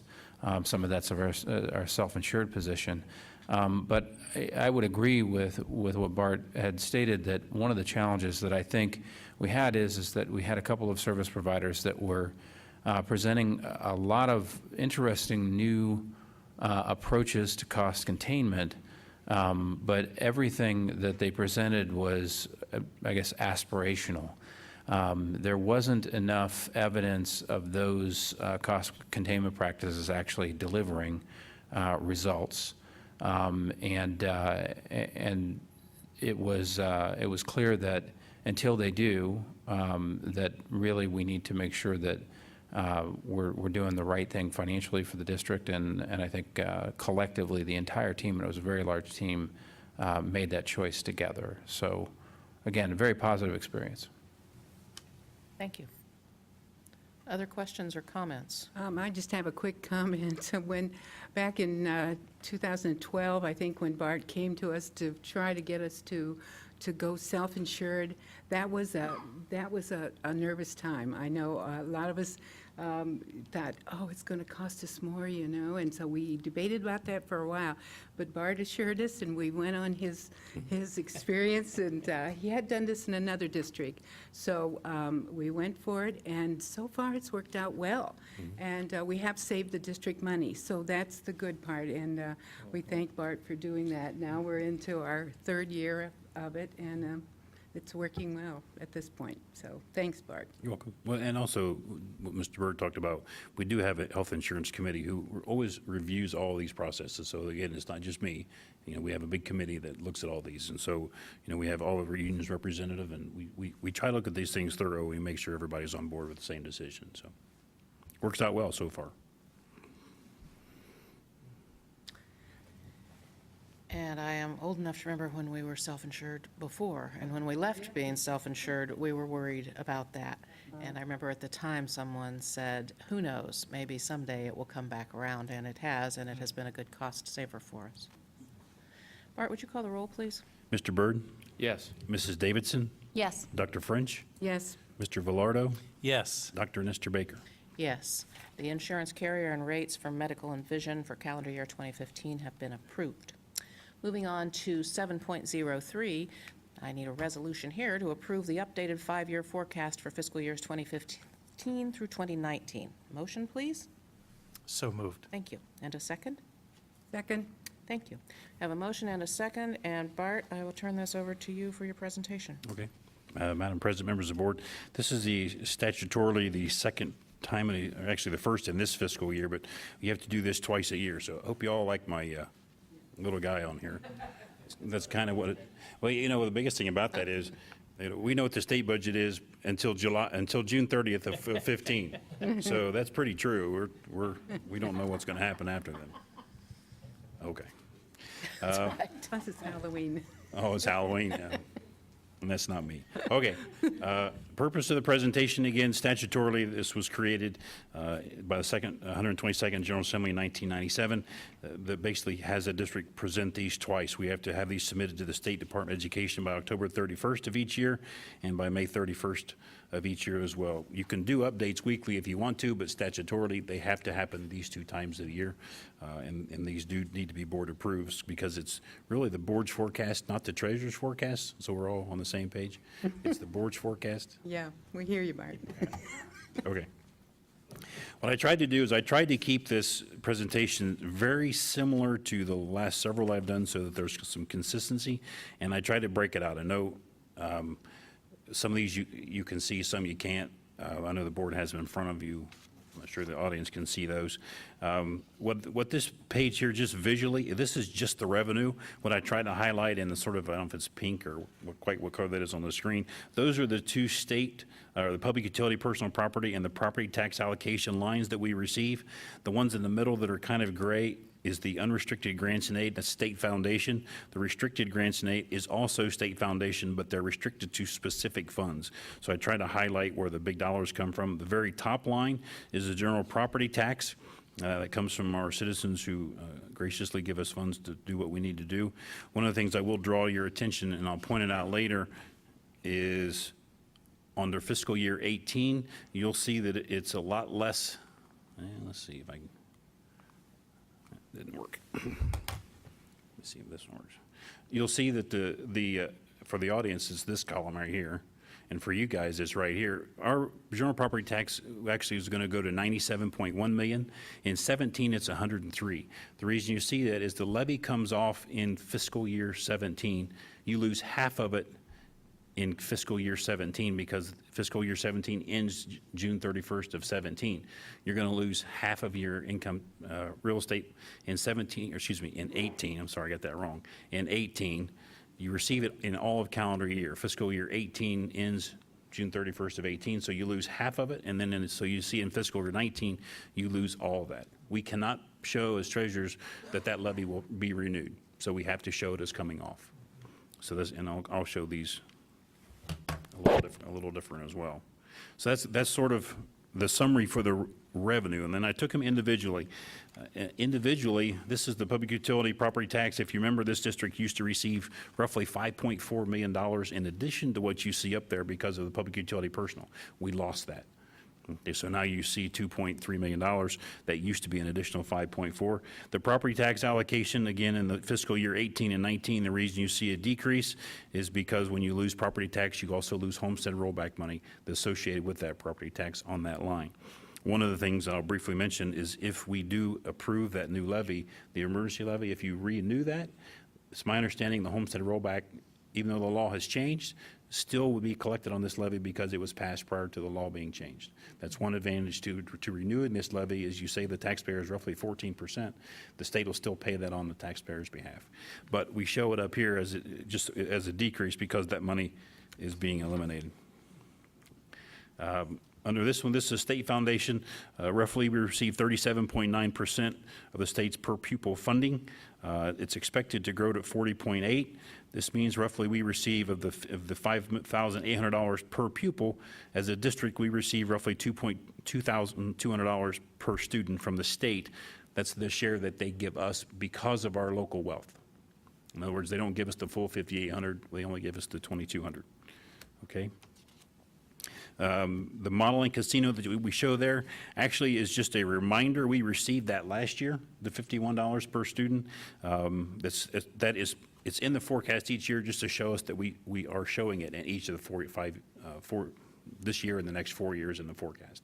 We just show that so that you know that that's part of it. It's not an increase every year in that amount. This sheet here, I know you can't see it. I figure when you download it, you might be able to see it. This is just a state funding formula. You know, it changed away from having a student count in October. You got so much per student for every person that was here enrolled the first week of October. Now it's based on your district median taxpayer, your valuation per pupil, and how you relate to what the state's doing in state median average or income and state median valuation. So depending on how each district does in comparison to the state average, you go up funds or down funds. So where it used to be, if you had 10 kids less kids this year, and theoretically you would lose $5,800 per student. Now if you lose funding and you become either wealthier than the state average or less wealthier than the state average, that money is times every kid in your district. It's not just on those kids that you either went up or down. So they changed the formula. So what this means for us is when they changed this 2 years ago, we were on what was called a guarantee district. In other words, we were always guaranteeing what we got the year before. When they changed this funding formula, what they did is they said, listen, we're going to add more money to the coffers, and if we owe you money, we're actually going to let you go up whatever we owe you, but we're going to cap you 6.5%. That was last fiscal year. This year they said, okay, we have more money. We're going to allow you to, instead of paying you everything we owe you, we're going to allow you to go up another 10% of what we owe you. So, and I know this is a little fuzzy, for 2015, even though we went up 6.5% last year and 10% this year, they still owe us $8 million per year. So if they keep doing it, which is nice, if they in our forecast, we allocated or we assume a 1.5% increase in state aid each year. It's conservative. I've heard some people say, well, they might give you 5% this year. Okay, awesome. Our forecast will improve if they do. We only put 1.5% in there. We don't know if they're going to or not. So it is conservative. They owe us $8 million. So if they increase it to 5, then it'll eat into that $8 million. You can see that through well, you probably can't because it's blurry, but on your sheets here, in 2019, they're still projected to owe us $10.2 million at that 1.5% increase each year. So if we get just like I said, if the state goes up 3%, we see more money. 4%, we see more money. So just so you know, in the forecast, we're assuming 1.5%. This slide here is the actual state foundation. You can see in 2015, which for you guys, I don't know why that light's not working. 2015 is the fiscal year we're in. That's the current year. We're projected to receive $37.3 million this year. And then you can see the column to the left of it in 2014, we got 34.4 last year. So you can see the difference. The restricted, again, is funds that have to be specific for those funds. It's typically, so I'm looking for, what's the word? Vocational programs. It's vocational programs. Vocational, yeah. Perkins. Yes. Perkins, Carl Perkins. Well, we get some Perkins. That's its own fund. We don't get much, That's yeah. its own fund. This is general fund. Yeah. Okay. Other revenue is the all operating expenditures. We represents a 3.9% of the district's revenue. One of the reasons you see an increase from 6.1 million in 14 to 6.4, one of the things that we're doing a little different in this district, we can go after what's called catastrophic cost reimbursement. We have to spend the first, I think it's $29,000 per special needs student. Anything we spend over that, we can apply to the state for reimbursement. And we would only get reimbursement of whatever our foundation level is. So back here, if it was 39%, for every $100, we're only going to get 39 back. So, but one of the things we did last year is I worked with a person who's doing that project and sort of added some things that we could do that we really haven't been doing. We generated $294,000 more this year than we did last year because of changing how we were doing things. And so we're working, my goal is to get really another ultimately, I'd like to have $1 million. We got $295,000 last year. My goal is, in comparison, Dublin gets about $900,000 in that fund. Some of the other districts behind us get $89,000 to $100,000. I think it's just one of those things that people they don't think they're going to hit, and it's a lot of work to get that.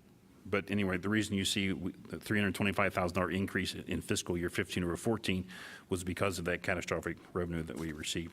Is that specifically special needs? Specifically special needs. Thank you. Right, and so part of the problem is if you build a brand new building, you can divide all those costs by the students and you can take so much there's a lot of calculations involved. It's a lot of work. And so we're trying to do a lot more of that to get those dollars. Thank you. Okay. this was just forecasted. You can see the differences, what was forecasted versus what actually came in. And when I say forecasted, when we did this forecast in May 28th of 2014, all this comparison is this is what was on the forecast in May as a projection, and then in 1016 you can see what it was, the differences are. So, next one. This, again, to start with, this is the expenditures for the district. It goes anywhere from personal services to transfers, which I'll get to the turf one here in a minute. One of the things I thought was interesting, well, let me go to the next page. These are the assumptions for personal services. This is all salaries for the district. One of the things on here, an increase of certified staff, we put in here a $450,000 allowance for 10 staff members each year to be hired if needed be. Could be teachers, could be custodial. The number came, I think, from a master's in 5 times 10. That's where the number came from, the $450,000. So if you hired a custodian or not food service or their own funds, an aide, a teacher, a bus driver, whatever, it eats into that $450,000. So whatever Dr. Kellogg has planned, if we need to add additional staff or whatever, we've allocated $450,000 in each year of the forecast for those additional staff members. So that's where that number comes from. Yeah, it's important to note that those are not positions that have been identified That's as correct. of yet. That is, it's put there for us to access if we do find that we need to add personnel as we go along. And it's important to consider when we look at that number as we go forward, we will need to be weighing that number as regards additional restorations that we may wish to make from previous cuts, in addition to changes in delivery systems that we may wish to implement. Now, do we take into account their benefits in that, everything? In the all five- in the 5 all year- expenses? Well, in the 5-year forecast, when we load them in the 3.01 line, Yeah. 3.02 calculates any benefits on that. So it's automatically on the next line. So Okay. this is salary only under this line, but if there's benefits associated with it, it'll be on the next line of the forecast. So, It but it's calculates not- based on net headcount. Sorry to interrupt, Dr. French, because it calculates based on net headcount?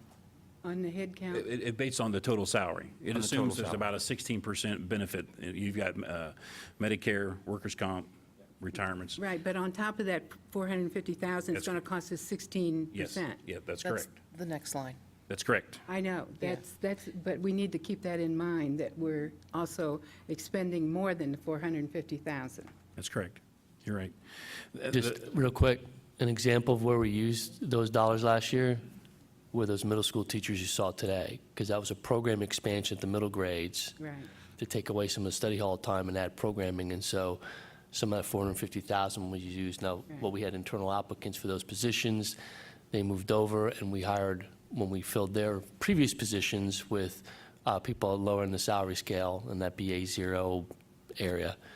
So that's how that worked. Yeah, I understand that's what they were hired under, but I just want to bring out the point that it's, in addition, it costs us more than what, if we spend. If we spend it. spend the full Right, 450. it's not appropriated, it's We may allocated not. on the 5-year Right, forecast. Right. So I when we did our appropriations, it's not part of the appropriations. Sure. It's just allocated in the 5-year Gotcha. forecast.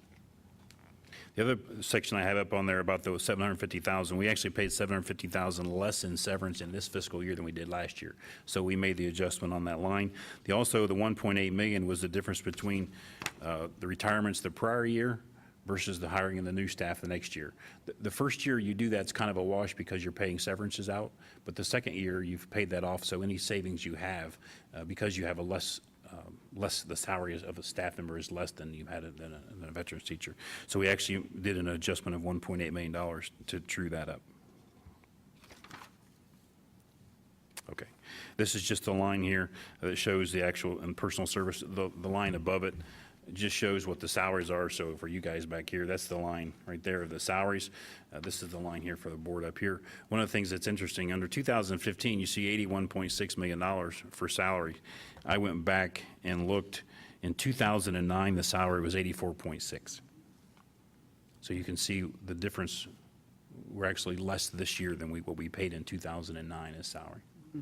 That was an interesting fact. That's good. Employees' retirement, this is the line, Dr. French, you were talking about. Anything that salary, the $450,000, any salary you paid on 3.01, the benefits are automatically calculated on 3.02.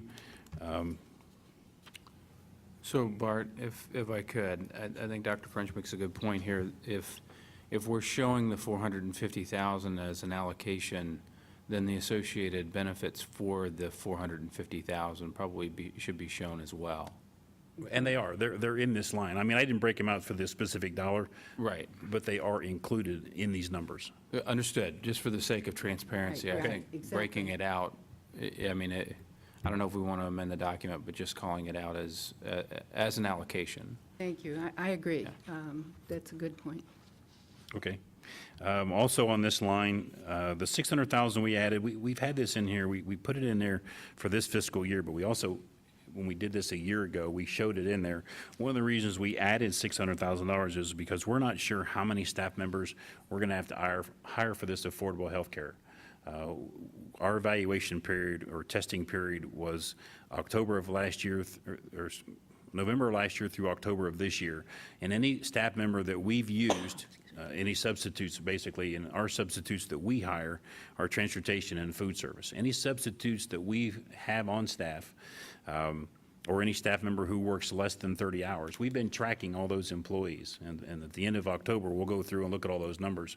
Anybody, based on the federal government for the Affordable Health Care Act, anybody who has averaged 30 hours or more over that year, we by law have to offer them insurance. I'm kind of estimating that as far as, we have 125 bus drivers, I'm assuming we're going to see about 20 drivers, probably, because they're hard to find. We're going to find probably at least 20 drivers that we're going to have, plus food service. We're going to have to hire some people, or not hire, but we're going to have to offer them insurance. And when you figure your premiums are about $15,000 a year times 20 to 25, you're going to be close to that number. That it's going to add to our costs for insurance purposes. So plus there's fees in there. We pay a fee to the federal government to be part of this process. You know, if we another part of the Affordable Health Care Act is the affordability part of it. And first of all, we got to identify who's working more than 30 hours, but once they work more than 30 hours, if our health insurance plan is too expensive for them, they're allowed to go to the exchange, and when they do that, we pay a penalty because we didn't make it affordable. So we allocated $600,000 on the 5-year forecast to cover what those costs may be. In other words, at the end of this year, if it comes down to where we only need $400,000, okay, we can put $400 and maybe go from there. But right now, we just don't know what all that's going to be because this is the first year of the process. Now, our teacher subs, we do not, with the ESC, we do not have to worry about. That's correct. At this point, it's our understanding that the ESC, the Franklin County Educational Service Center, we purchased all of our teaching subs through them. Mm-hmm. Also, all of our custodians are through them. They're being told that, actually, let me back up. If we hire them here, we're told that, let's say teachers don't work over the summer. We take everything that they've done in time and divide it by 9. We can't say, well, they didn't work over the summer, it reduces them. From our understanding, the ESC is being told that because they're not really a school district and council of governments instead, they don't have to count the summer months. So of all the substitutes, if they're averaging 30 hours or whatever the time they're going to do, they're going to divide by 9, or by 12, not 9. And so when they did their initial calculations, originally, we would have had to hire almost 50 substitutes on our insurance plan, but because they're a council of government, they're saying you might have 1, maybe. So there's an advantage to have them hire our substitutes is because of that rule. Now, if I look at that as a loophole, that may get changed in the future. Yeah. But for right now, it's a loophole. And we're balancing off the cost that it cost us to do the hiring versus what we're saving. Right. Well, we pay them a 4%. Whatever the teacher Yeah. costs, we pay them 4%. So at this point, we're farther ahead using them still. We are. Okay. And so we're doing it with the custodians, but we decided not to with the bus drivers because it's They so won't. difficult. The Franklin County, because of the liability, they will not hire your subs. You have to do it. So we hire them directly here. Okay, So that's where the $600,000 comes from. thank you. Next is purchase services, nothing major there. We estimate roughly a 1.5% increase each fiscal year. That's roughly $276,000 a year. That's pretty much all we're assuming in here. Supplies and materials, Again, we're assuming a 3% increase in here each year, pretty much goes across all 5 years of the forecast. Capital outlay. Capital outlay, if you look in 2014, let me give the audience their numbers here. 2014 is, I think, right there. Yeah. It says 963,000, I think. I can't read it sideways, but I think that's what it says on yours. And on here, it's 963,000. The reason it jumps in 2015, when we did a technology plan last year, we had it in the forecast for $1 million that we were going to allocate. We never appropriated it, but we allocated it, and we said if there's a plan in place, then we would appropriate it. Well, they put a plan in place late in the year.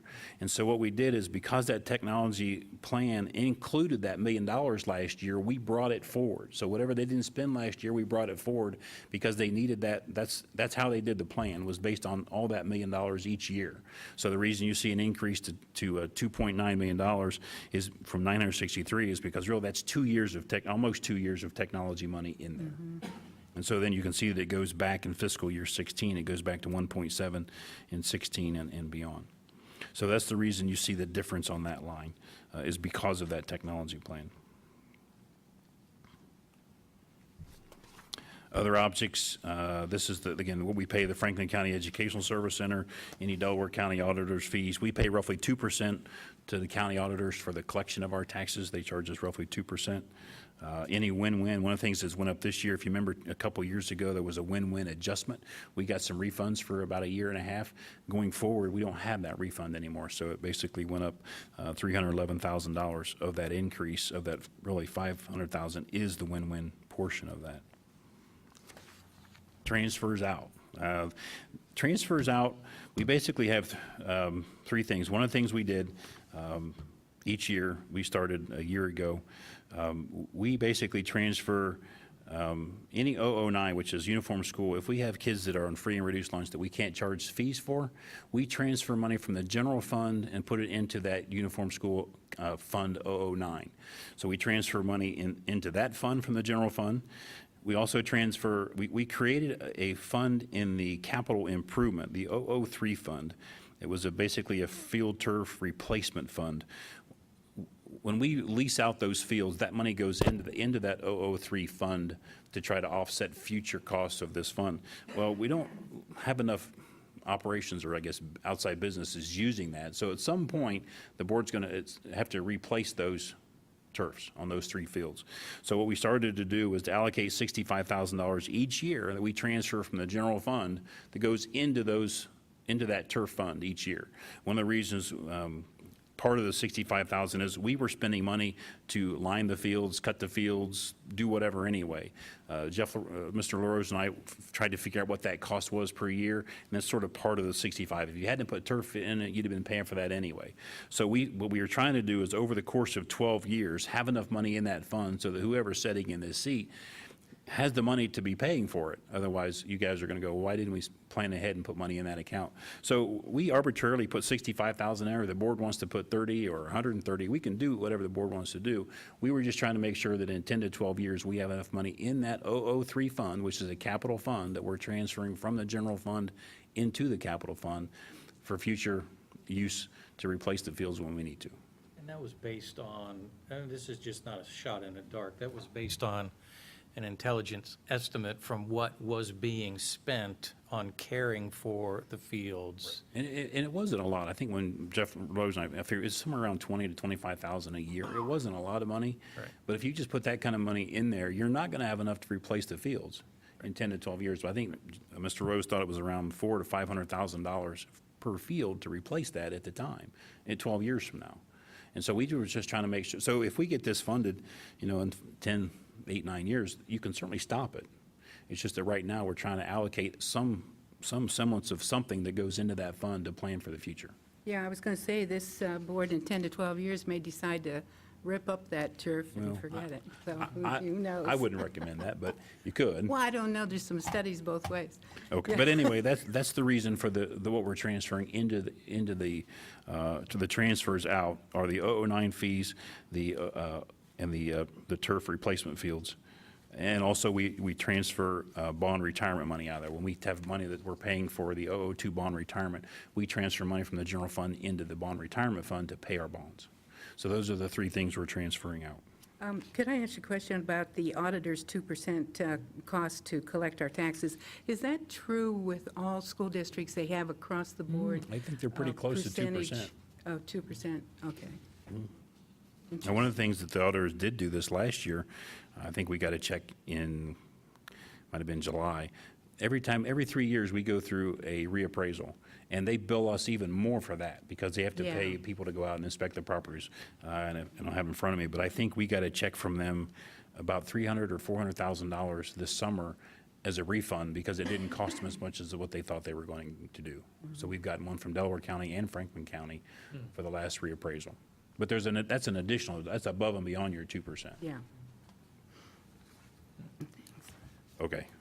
This sheet here basically just shows what was forecasted in May 28, 2014 versus what's forecasted now. Again, keep in mind, that's what was projected, forecasted. Those numbers there are not actual. So when you look at the forecast, they're not going to be the same. That's what was projected on that date. The revenue overview, again, is just a summary. This new formula generates, or is projected to generate roughly $32 million over the course of the 5-year forecast. The cap, again, we know what it did last year and this year. Hopefully in May, the state will come out with their new formula and increase it or keep it the same or change it, whatever. We don't know what they're going to do. We're anticipating a 1.5% cap. In this forecast, I've showed you that the emergency levy is expected to provide the full 5-year life cycle, which will need to be renewed if the board so chooses. It needs to be renewed in calendar year 17. Otherwise, you stop collecting it as of January of 2018. So if a decision is made to renew it, you really need to start in the fall of 16 to start that process. Without the levy renewal, see if I'm going to sneak ahead for a second here someplace. Without the levy renewal, I always look at line, let's see, get my pointer. For you guys, it's the green line over here, and for us, it's the green line here. One of the things that's always a true test of what we're doing, it tells you how much you're either spending or collecting, or how much you're actually receiving more than you're spending. So in fiscal year 15, we're actually receiving $21.1 million more than we're bringing in. In fiscal year 16, you're spending $14 million. In 17, you're spending $8 million. In 18, you're actually spending $6.8 million more than you're bringing in. And in 19, you're spending $21.1 million. Now, that's without the levy. Okay? So I jumped ahead. Let me go back here for a second to the revenue overview. Revenue overview, again, we think the state's going to do 1.5%. The emergency levy needs, in my opinion, should be renewed. The expenditure overview, again, staffing increases. We're allocating an additional $450,000 for new staffing each year. It's an allocation. It's not in appropriations. It's just part of the forecast in case you need it. We've allocated it.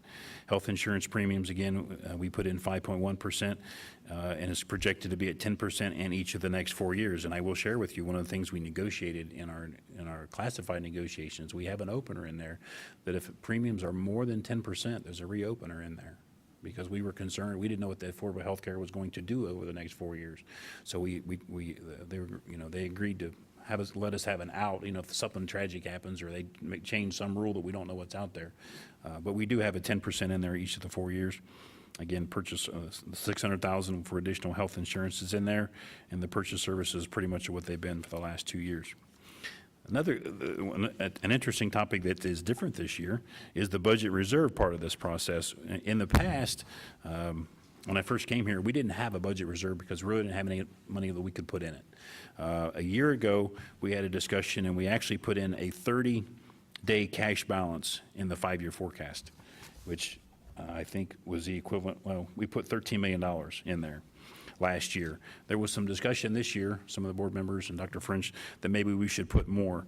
So what I did is I created a chart on the bottom. You can see what a 30-day cash balance is equal to 8.3%, 45-day and 60-day. And you can see what those numbers, it's based on the expenditures per year. So it's kind of a moving target. What we did in here, we actually just added $6 million to the 13, which is roughly a 45-day carryover amount, and we increased it to $19 million for the budget reserve. So, and again, that's what we'll submit tomorrow. You know, the board approves this. It can be changed at any time. It's not a board policy, so it really can be changed at any time. It's an allocation that we have, Where's the 19 million? Well, this, I don't have it, this isn't the forecast. I just gave you Gotcha. numbers of what that, of what a 30, 45, and 60-day cash balance would be. I'll show you the number here in a minute. We just added, basically, Carol, Dr. French, for years under 2017, you can see it's 19.5 million on the Right. 45-day, and it's 18.6 in 16 and 17.9. We sort of just wanted one number there as an ease of operations, so we just put 19 million in there total. Okay. It's kind of an average through there. So we put that in there. It doesn't obligate you to keep it in there. It's there as an allocation. If in May you guys tell me you don't want it in there or you want more in there, it can be changed at any time. It's just we've allocated it in here for now. Okay? This is kind of a summary, and I know it's kind of hard to see. You guys have it in front of you. You can see on line 9.03 for you guys, which is this line here, you can see where that $19 million is right here. For you guys, it's this line over here. You can see it was 13 million in 14, and we changed it to 19 going forward. You can kind of see as a summary at the top here, you can see that we have 152 million in financing sources. We're spending 173, which is for you guys, this line right there. We're actually spending $21.1 million more than we're bringing in 19. So cash balance wise, we're actually still in 19 going to have a $38.4 million cash balance, including that 19 million. So if you say, well, I don't want to include the 19 million, okay, fine. We've got a $58 million cash balance. Okay? And then the bottom line, you can say, well, what happens if the levy passes and we put it back in? That's what this number down here is on the bottom. You can see that we'd have $63.3 million if the levy is renewed in 17. So it's kind of a summary sheet of what the forecast looks like. I just pulled bits and pieces of the lines out. This one I know you're not going to be able to see, but this is kind of the 5-year forecast. You guys can see it up here, and if the audience prints this, they can see it as well. It's just what each of the lines show on the 5-year forecast. It shows everything that I summarized. This just has all the other bits and pieces and parts in it. So there's nothing different on there.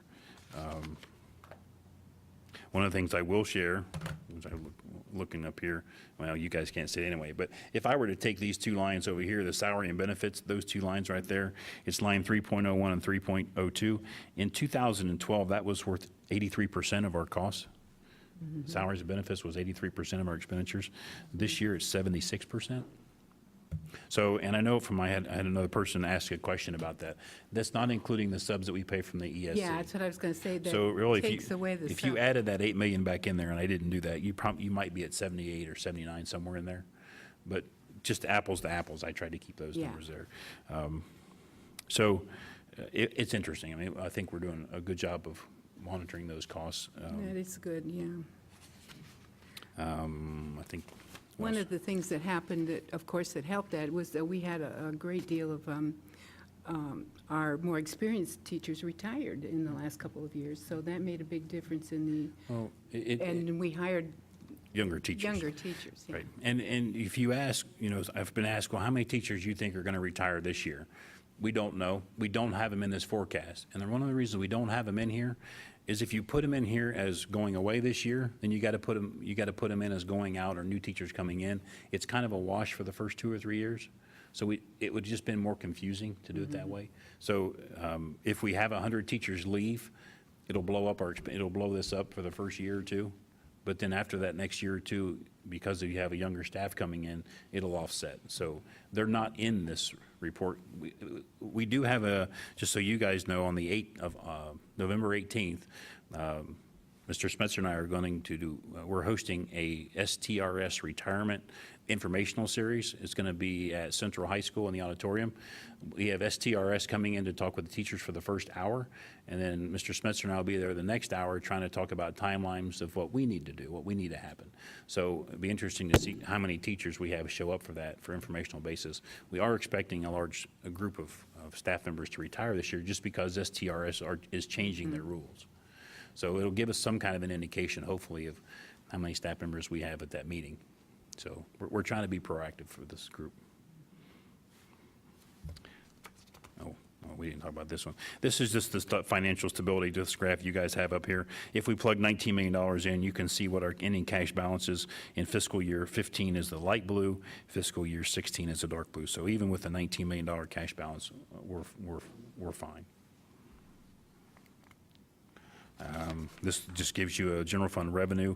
It shows you 63% is coming from real estate, 2% from tangible personal property. The state foundation is roughly 23%, and you can see the other allocations on the bottom. This is revenue.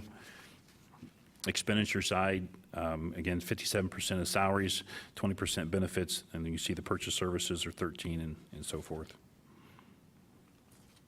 And that was it. I'm trying to make sure I answered all of the person's questions. We had the turf. The only thing I didn't answer was the Google accounts, and that's going to be Dr. Kellogg's answer. The casino money we answered, the FTE, I think I got them all. Okay. So that's kind of where we are for the forecast. It's a good forecast. It's a conservative. Again, we only have 1.5% from the state, and we assume their basic aid number of $5,800, which they haven't changed. If they add money to that as well as raise the cap, then that's even going to be more better. So we just don't know what they're going to do. I mean, we have 7 months left of the state budget. We're hopeful that they'll be, and if they are more generous, then our forecast will look even better. And I didn't really talk about as much as I wanted, but the forecast shows that the levy actually we can't show that being passed in 17. At some point, the board has to talk about that. As far as I'm concerned, I would recommend that you renew that, mainly for the state reason, for the homestead rollback portion of that money, plus the stability. And if you remember when we originally passed that, we said it would last 3 years. It's really going to last, was it 8, 9, something like that? So, I mean, the board's done a good job of managing that, but it needs to be renewed. It's a lot of money. And, I don't want somebody to say, well, gosh, it's $16 million. You've got a nice balance. You don't need my $16 million. Well, yes, we do, because otherwise we're going to come back to you within a year or two, because you can see how much we're spending more than is coming in. So we do need that levy renewed. So I'll get off my soapbox for a minute. Any other questions that I missed or that I didn't? A couple comments. I never like to hear we're spending more than it's coming in, but there comes a time maybe when we end up doing that, which is not good. But the good part is that at least we have a budget reserve now, and that was started a year or so ago, and we've added to it in this proposal here, if the board votes for this. My feeling is that you treat this like a budget of your own. It's like your own, checkbook. Naturally, you're trying to save a little portion for emergencies, and that's really what we're trying to do, because you never know when there's going to be an emergency in the district, and we only at this point would have 45 days, ahead. So that's not a lot, but at least it's a beginning, and that's a plus. Well, and I know from Dr. French and talking with some of the other board members, one of the reasons, we also have a lot of capital needs out there too. Yes. And so by not putting all that, I know you'd wanted 60 days in there, but by not putting all that in there, that does allow money that you could set aside for capital needs somewhere else. So if you remember when the board passed that bond issue a few years ago, they reduced it by quite a bit of what they wanted to do. So Mr. LaRose has been trying to Band-Aid things along. And so one of the things that will allow us to do is to put a plan together to use that for some of the capital expenditures as well. I understand that, yeah. Any other questions? A couple of points I do want to reiterate, not only the budget reserve, but the forecast itself. You may indeed see changes as the board has discussions, particularly as regards the forecast itself. In upcoming months, I anticipate that the board will be having some discussions about shifting some allocations as we discuss the capital plan and also as we discuss program. So what you may see, it's the little dude with, the pointed hat and the telescope there. This is a forecast. This is allocating sums into various chunks, but this is not cast in stone. So anticipate some upcoming discussions, anticipate where those may be going. The board may choose to change the allocations, the board may choose not to. But the capacity to do that is inherent within what this document is. As regards the budget reserve, it's also important to note that the board can choose to move that money at will, and that is, as Bart said, not a policy decision. So there are, I don't want anyone to walk away from what is an excellent presentation, Bart, and thank you for the way you do the presentation, with the idea that this is cement. It is not. It is much more like gel, if you will, in a lot of ways. And I do think, by the way, it's also extremely important to be conservative around what the state may choose to do. Districts in the past that have not been as conservative about what they thought the state would allocate have been burned pretty badly. So we try not to put ourselves in that kind of risky position. Anything else anyone would like to add? No comments at this point. No. I got one more. I'm on my soapbox, Bart. A point of caution. I like the good numbers that we see in a lot of places in this document. But every time we look at the good numbers, we have to also focus on the balancing act that is required between the numbers that we have and the program that we need. So when we talk about personnel is 83% and personnel is now at 76%, on the one hand, that can seem to be a very positive percentage. On the other hand, we have to look at what that plays out to be within the schools. So when we look at balancing, we have to balance the level of experience and inexperience. We have to balance how many teachers, classified staff, administrative staff, how many people choose to leave, and why we are hiring at different levels. So it's never a good idea to look at something like this through only one lens. It's extremely important to look at the balance overall for the program itself. Now, that's my soapbox, Bart. That's fine. And you know what, I will add to that, I think we are there. I think we have a balance. We have a number of beginning teachers, we have a number of experienced teachers, and we are going and adding new programs. I know we're probably not adding them fast enough. Yeah, slowly. But we have to take it slow so that we do a good job with the ones we do add, and we try them, and they do work out. And this group really moved pretty fast with this pathways thing. Oh, state money.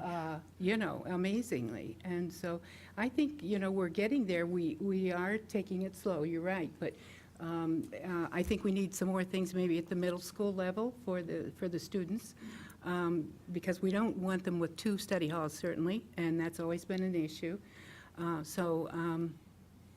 But we have to do it at a pace that the taxpayers can afford, and that we don't keep adding a number, because every time we add a person, we add their benefits of 16%, which we can't forget. And so, you know, the expense keeps growing, and so we want to do what we can do for the students. Naturally, that's our goal. That's what we're here for.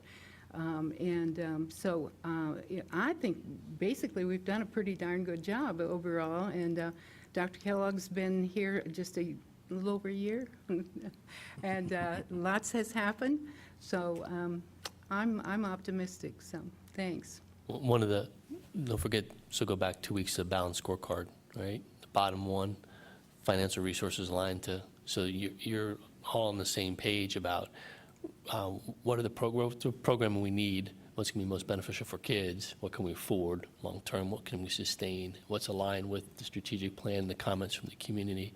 And then that's when I think how you use the resources you have starts to communicate priorities and build trust. So we'll keep that document in mind as we move along. I just think it's very, I'm sorry. I just think it's really very helpful. I just want to commend you. Thank you. Just really very helpful in the way you present this and then break down certain categories. It's, you know, I consider myself still new, trying to get more deeply into the numbers. I think this forecast is just very helpful. And periodically when you call it a soapbox, but when you step out and say, you know, this is just kind of my recommendation, that's just very helpful, whether we kind of follow that path or not. I think the reserve forecasting, I mean, it's just really good. I want to really, I want to commend the previous board and folks that stepped out on a limb back then and said, we really got to set some things aside. But I'd also urge a little bit of caution on if we hold so much in reserve, and there's just a real significant need for some technology and some updating in our middle and high. I would say all the way through, personally. I'd say all the way through. So it's just a tremendous balance. And last thing, it's too long. The folks that did the Pathways update, I don't know how many caught. Several of them said thank you to us. Said thank you for that. Thank you us. Really, I would deflect that back to the thank you for the community. We don't always see eye to eye on the speed of things and how it all unfolds, but it's really the community out there that is funding it and supporting it. And when they see teachers and students get excited and they're learning and developing a hope, even if they don't go on to college.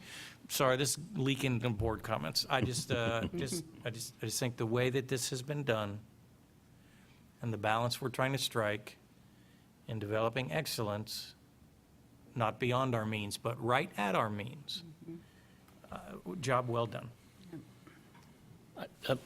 One superintendent observation on this.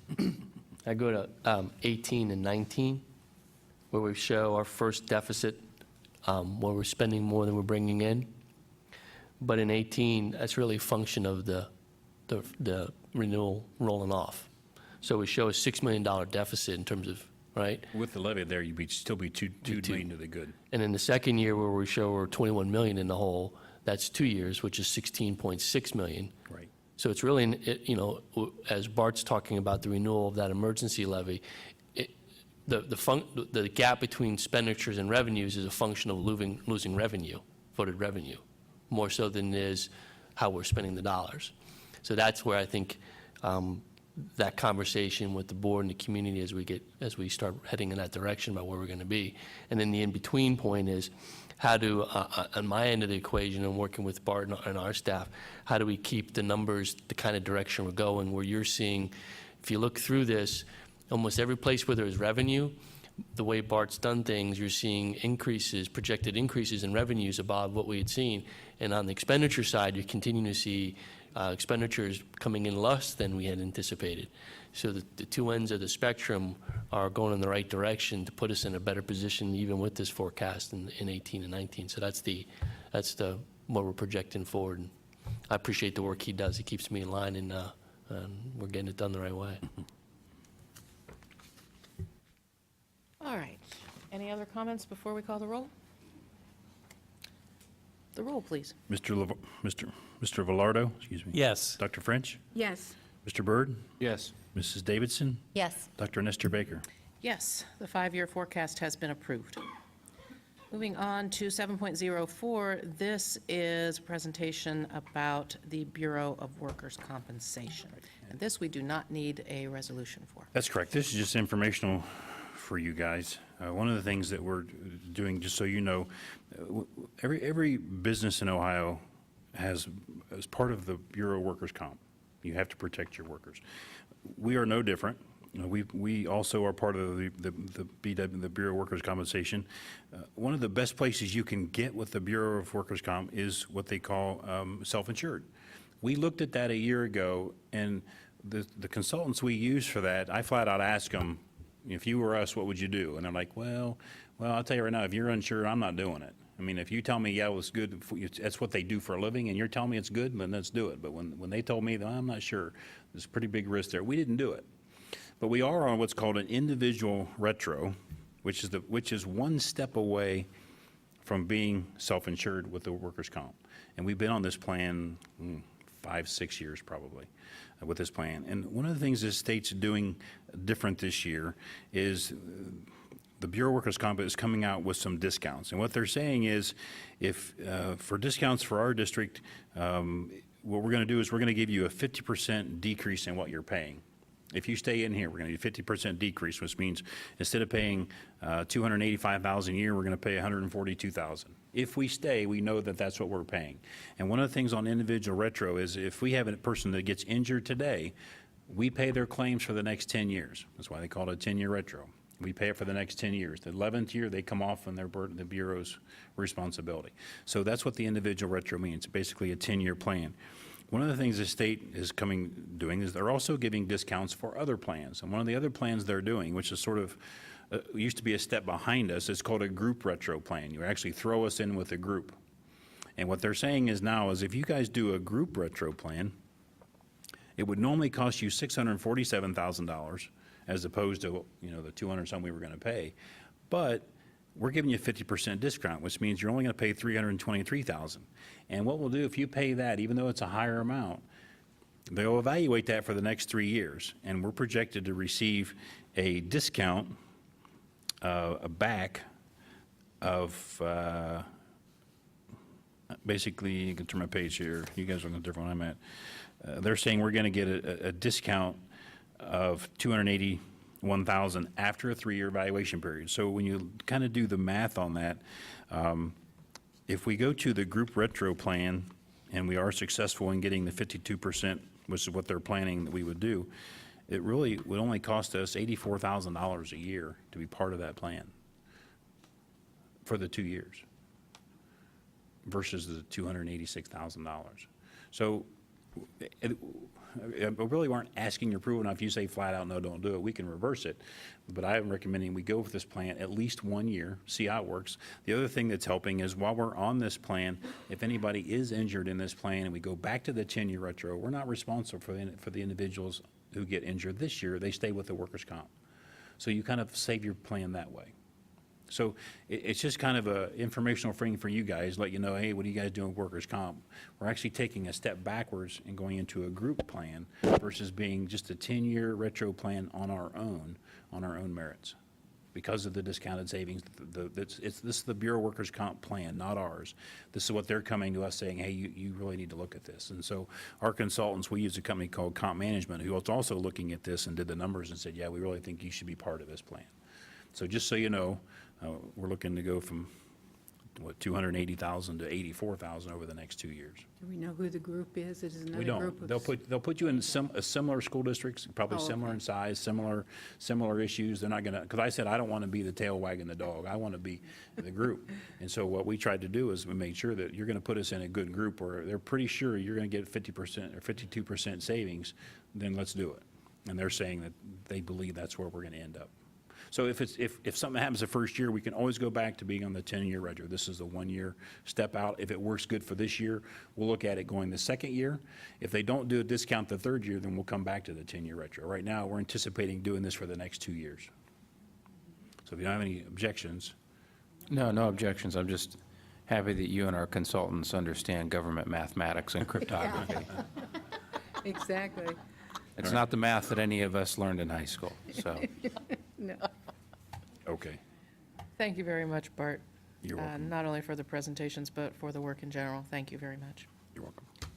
Moving on to item 8, the personnel consent agenda for this evening. Could I have a motion on this, please? So moved. Thank you. And a second? Second. Thank you. With a motion and a second, I'll turn this over to Mr. Smetzer. Thank you, Madam President. Board of Education, Dr. Kellogg and Mr. Griffith. On the consent agenda tonight, we have 11 personnel items involving 46 people. And in Section 01 and 02, there are 6 resignations. Sections 03 and 04, there are 7 leaves of absence requests. In Section 05, there are 5 changes of assignment. In Sections 06, 07, there are 2 contractual status changes. And in 08, there's an employment one-time payment. This is due to leave of absence and a need for behavior specialist services. And the person that we're recommending currently works .5 and has agreed to help us out. And we're recommending, potential of 40 days here so we can serve kids and serve the program. .09, there are 5 reemployments of licensed staff, and these 5 are recommendations for continuing contracts, And the folks that are listed there have met the requirements for continuing contract, and these recommendations also follow the language in the negotiated agreement. So, in section 10, there are 4 classified employments, and in the last section, 11, there are 16 licensed employments, mostly athletic positions and ticket takers. So with that, questions? Anything this evening? The one you mentioned at 8.08 is an employee of ours currently, did you say? We have an employee who is on a leave of absence, yeah. and then the person that we're recommending is currently on staff, works .5, half-time, and Okay. person has agreed to help us out and Thank you. up to the recommended 40 days. Okay. We think that'll meet the need. Thanks.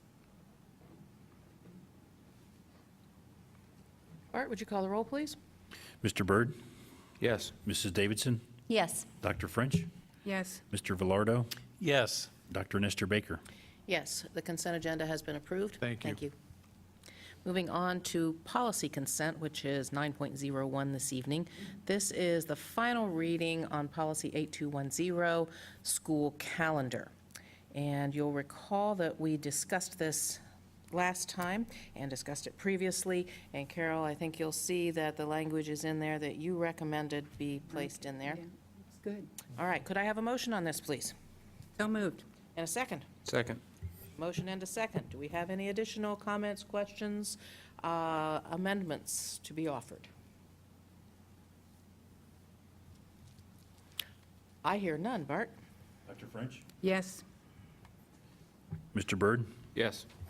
Mrs. Davidson? Yes. Mr. Velardo? Yes. Dr. Nestor Baker? Yes. Policy 8210, school calendar, has been approved. Moving on to recommended action, old business this evening. We have a final reading of the academic calendar, which is item 10.01 on your agenda. Could I have a motion on this, please? So moved. Thank you. And a second? Second. Thank you. With a motion and a second, are there comments, questions, anything that you want to share, John or Greg, with the work that you've done gathering comments? I think Greg has some information to bring you regarding the 30-day posting period and the feedback from the community. Yes, thank you.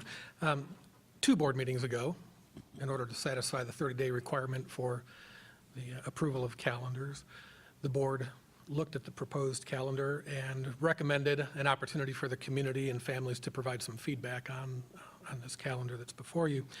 So information was posted out on the website, an opportunity to provide some feedback, and this was publicized to families directly twice. There was also a story in the newspaper about it, the opportunity to provide feedback, so thank you very much. And we had 103 responses. It was an open-ended responses. And so in trying to find some way to quantify what people were feeling, when you looked through the responses, they really fell into 4 categories. One of the categories was a strong belief that the school year started too early and ended too early. Another category was that people were okay with the calendar as it is, but could support a change to perhaps a later start time, going back to maybe what the start time was in the past. The third category was that the calendar is just fine as it is, and they maybe had some questions or suggestions about changes within the calendar. No real mention about start time or end time. And then finally, the fourth category was offering a different concept altogether. Let's look at a year-round calendar, or comments that didn't really pertain to the calendar, as you get that sometimes. So in quantifying that, it was really split right down the middle. The individuals that were strongly held beliefs that the calendar started too early and ended too early, that was reflected in 46 responses. Those individuals that were okay with the calendar as it was presented, but could support a change if one was made, that was only 8 individuals. Those that said the calendar is okay as it is, or had questions about something within the calendar, not really mentioning the start or end time, was 40 individuals. And then those providing a different concept altogether, or other feedback not related to the calendar, was a total of 9. So with that, the fact that there is sort of an overall belief that things are fine as they are. Some others are looking at, well, maybe we can explore this. Our recommendation would be for the board to approve the calendar as it is presented, but also offer the opportunity for the calendar committee and others to go back and take a look at this feedback and see if there is an opportunity in future calendars. Because we now have this flexibility of the school year being counted in hours instead of days, is there an opportunity to look at our overall use of time in the school district, such as waiver days, early releases, those types of things? So the overall recommendation, however, is to approve the calendar as it has been presented. Excuse me. Comments or questions? I have one suggestion for going forward. So our early release days, it would be nice if we had like a little orange dot on there for the early release days going forward. For what? For when we have early release. So if you would look at this as a parent and you would think, oh, I need childcare here, here, and here, we have early release days. What is it, the third Thursday of every? Yeah, we I mean, should. just That's to a put good it out point. there for planning, I think that that would be beneficial. Something to bring the attention. Good idea. Yeah. I would be interested, and I don't want to take the time tonight, but those 40 people that were concerned about the internal aspects of the calendar, on some of those comments, was it around to vacation, too many vacation days, too many teacher planning days, or, what were the big concerns, if anything was of merit, But I'm sure that the calendar committee can take a look at that. It really was a little bit of everything. Yeah. What you had mentioned there, Yeah. the way the calendar fell, the actual calendar year fell, there would have been one extra day.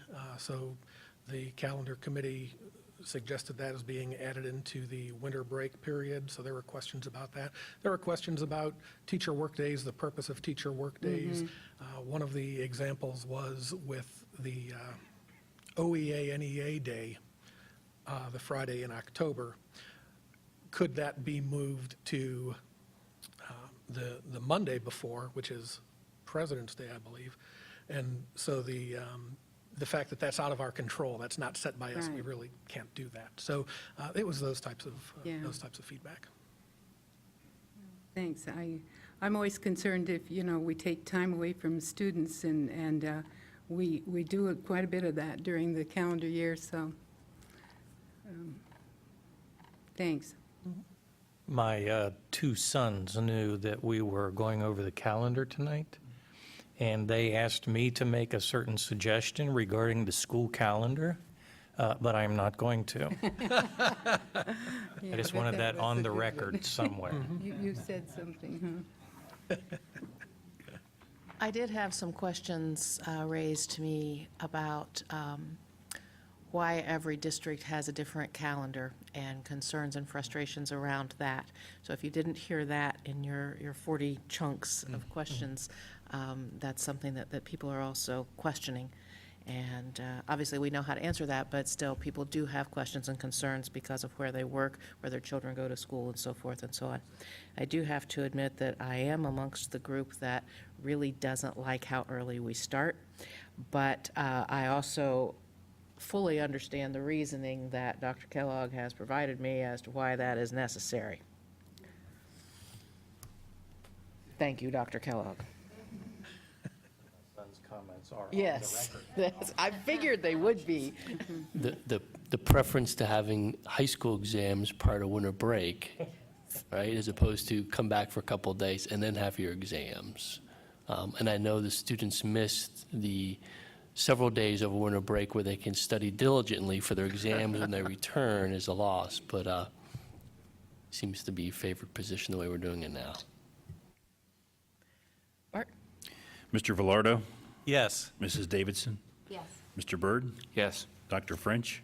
Yes. Dr. Nestor Baker? Yes, the academic calendar for 2015-2016 has been approved.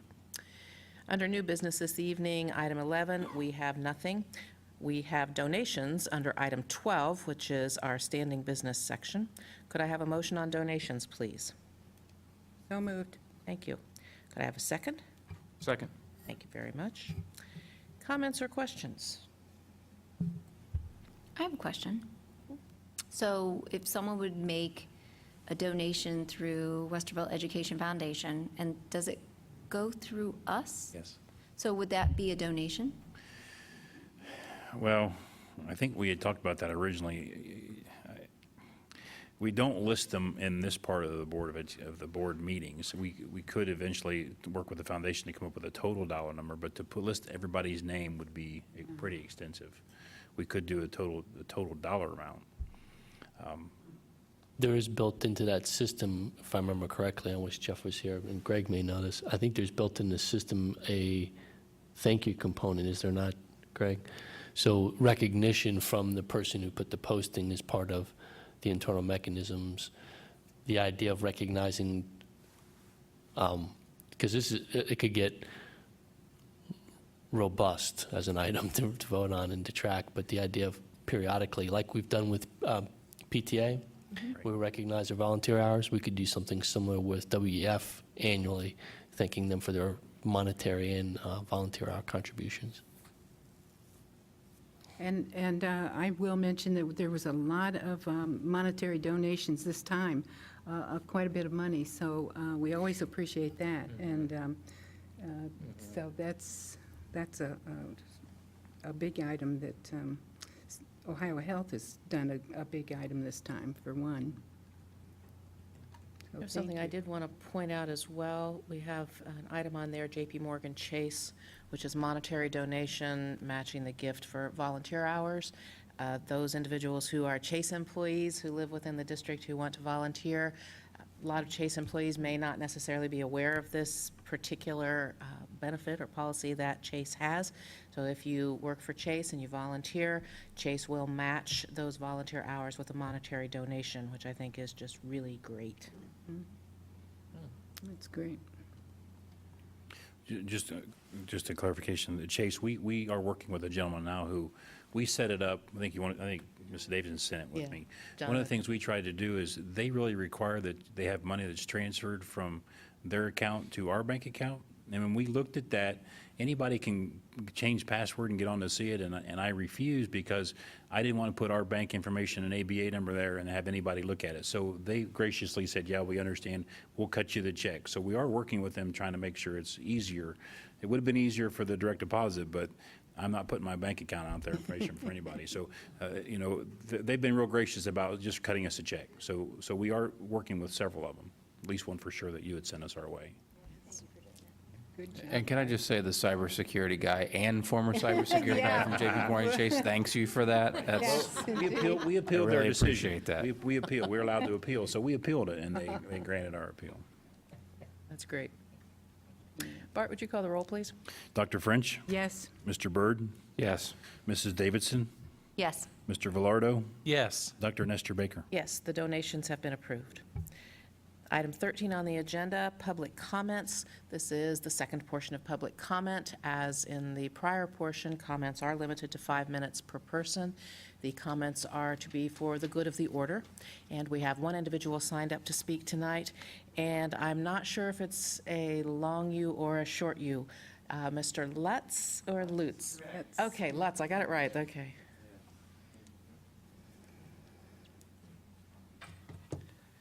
Good evening.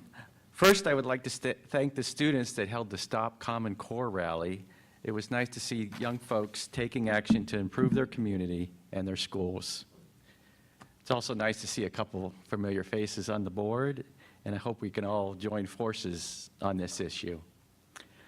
What a blessing God has given us with Common Core. And what I mean by that is we have been divided in the past on several issues, but here's something we can all unite on. I mean, does anyone want children to be dumbed down? We can kind of be like a family that argues among themselves but unites when some outside force attacks it, and we are being attacked, and we do need to unite in order to save the children. I've heard people say things like, the Tea Party is against Common Core, so I'm for it.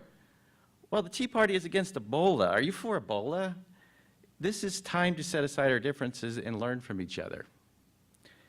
As Ebola has a high likelihood of killing the body, Common Core has a high likelihood of killing the spirit. Common Core's purpose is to make schooling too complicated or too boring so students tune out before they ever realize they can learn English, or they can learn history, or they can learn science, or even they can learn math.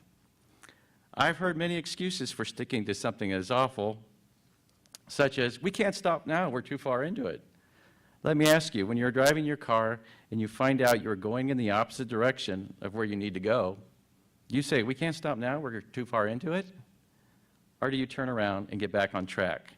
The fastest way to get to your desired destination is to stop and turn around. Or the excuse, we've already spent too much money. That is like buying stock in a company that is going bankrupt because you bought so much stock when you thought it was going to be the next Google. That is called throwing good money after bad. Another excuse, we need standards. How many people with college degrees do we have in Westerville? I've got a couple myself. How many successful business people do we have in Westerville? I think we can come up with some standards that educate our children rather than dumb them down. Don't you? While Bill and Melinda Gates are spending millions of dollars to push your children into Common Core schools, are they sending their children to Common Core school? Of course not. They're not going to spend thousands of dollars to make their children dumb as a box of rocks. The school's argument is their standards are higher than Common Core, so they don't need Common Core. Of course their standards are higher. Westerville's standards were higher before they adopted Common Core. Common Core is the wrong direction. Common Core is designed to dumb our children down, and if followed, it would do a very good job. If some of our children went to school this year and did nothing, they would be further ahead than learning material and procedures that are not true, don't work, or make things far more complicated than they need to be. Don't believe me? Let me ask you, once a child believes that math is far too complicated for them to learn, how many years is it going to take to convince them otherwise? Or once a child has learned that reading is boring and painful, will you ever convince them that it can be exciting and wonderful? We all know that people are far more open to the truth when they have not been taught to believe something that is false. I have never felt more like I was in a socialist country than curriculum night this year. To hear this or that was being taught because of Common Core, or the PARC assessment, or this or that way of teaching was being done because of Common Core, was shocking. What's next? Will every classroom be required to display a Common Core flag, and the teachers and students have to pledge their allegiance to Common Core? How about teaching in a way that works? The upside to stopping Common Core is practically unlimited. At the time of the founding of this country, students went to college at age 14. You heard right, 14. And they were able to translate the book of John from Greek to Latin or vice versa. I've heard people argue, those must have been the cream of the crop. Well, don't we have students in Westerville who are the cream of the crop? How many of them are able to go to college after 8th grade and know 3 languages? As I say, the upside to stopping core is practically unlimited. I mean, look what you saw tonight. Those aren't part of the Common Core curriculum. And we can have every classroom like that, but not under Common Core. So let us unite and make a difference. Let us unite and be known as the community that stopped Common Core in Ohio and saved the children of Ohio. And I have one other comment, in that teachers are afraid to speak out against Common Core. And that really shouldn't be in our community. You should be able to voice it. There's a lot of extreme discontent. It's not only in Westerville, and it's not only in Westerville where they're afraid to speak out. So this is, I think it's an issue we should address in Westerville, and so that we know how the teachers feel and they're not afraid. Thank you. Thank you, Mr. Lutz. Board comments this evening? I think I'm going to pass. Pass tonight. I appreciate Mr. Lutz's comments, though. Thank you. But yeah, I'm passing. Anyone else? Yeah, it's been an interesting couple of weeks since the last board meeting, as we got into board comments. Had a lot of conversations, actually. I got to spend time with Rick, with a number of folks. And kind of universally, it's very interesting. The Common Core conversation, I would agree with you 100%. This is 21st century education right here. I work with engineers, PhDs in multiple disciplines. This is the kind of stuff they're doing. And it's definitely where education needs to go. talked about this when I first joined the board. In 1985, I'm going to give you a visual that you'll not be able to get out of your head. In 1985, when I graduated from high school with my bleach blonde flock of seagulls, afro, mohawk. You're right, I can't get it out of my head. There you go. My parachute pants and my Chest King side zip. There you go, side zip shirt. My job did not exist. What I do for a profession today did not exist. And if our curriculum is not being guided towards the jobs that don't exist today but will exist in 20 years, then we're already behind schedule. The problem is this whole conversation about Common Core is being treated as causal rather than correlated. The real cause of our problems is the high-stake testing environment. And I don't even think we've gone to the step of monetizing it. As I sat here going through the 5-year forecast today, we talk a lot about how much we're spending for personnel costs. We talk a lot about how much we're spending for benefits. We don't talk about the productive use of the dollars that we have available. We itemized a couple of board meetings ago that there are so many days now that are allocated for test preparation that are not instructional days. Back of the napkin, this is a very dirty figure just going over where we went.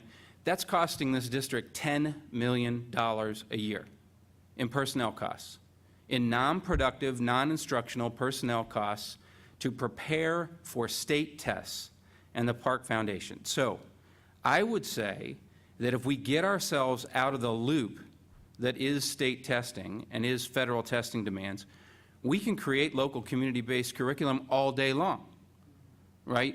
As long as the testing demands are there, these types of curriculum are going to be developed from the top down. But those curriculum are not causal. They are correlated. The root cause of the issue is the fundamentally flawed state testing demands driven by the federal testing demands that are costing us millions of dollars in this district. And I will say it again, I have not had anybody that has been able to prove to me that there is one college in the United States that takes the Ohio standardized testing results as acceptance criteria.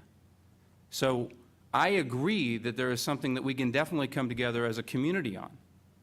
I don't believe that it's necessarily this curriculum versus that curriculum. I believe it is high-stakes testing that is pushing us over the edge. It is keeping us from doing these type of local community-based curriculum where we were given resources, and I will give the state credit, we were given resources to be able to develop a program. Teachers are excited, kids are excited, because that's what we can do. But as long as we continue to operate under an overhead that we did not create, that frankly a high-stakes testing environment that nobody believes in is delivering value, we are going to continue to be pushed into curriculum and standards that are not necessarily of our choosing. But we can't blame the curriculum and the standard. We need to bring this back to this high-stakes testing environment that we're faced with in this state.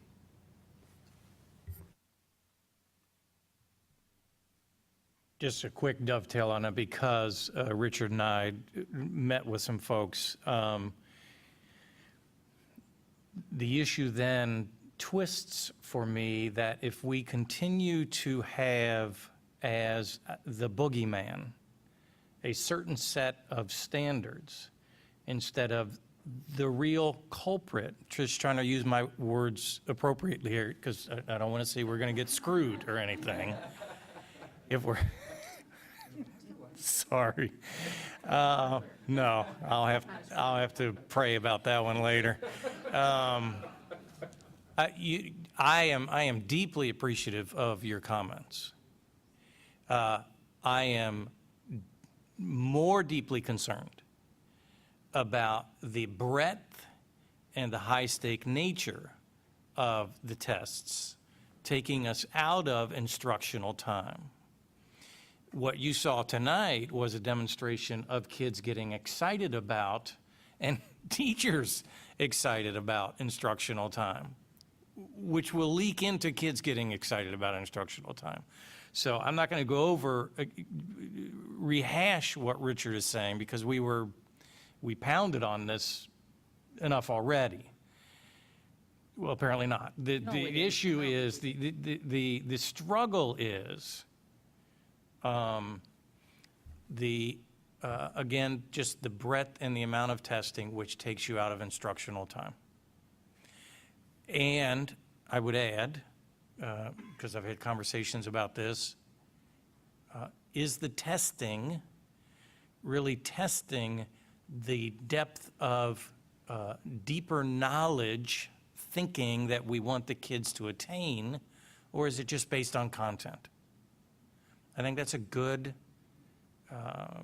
question to pursue. And so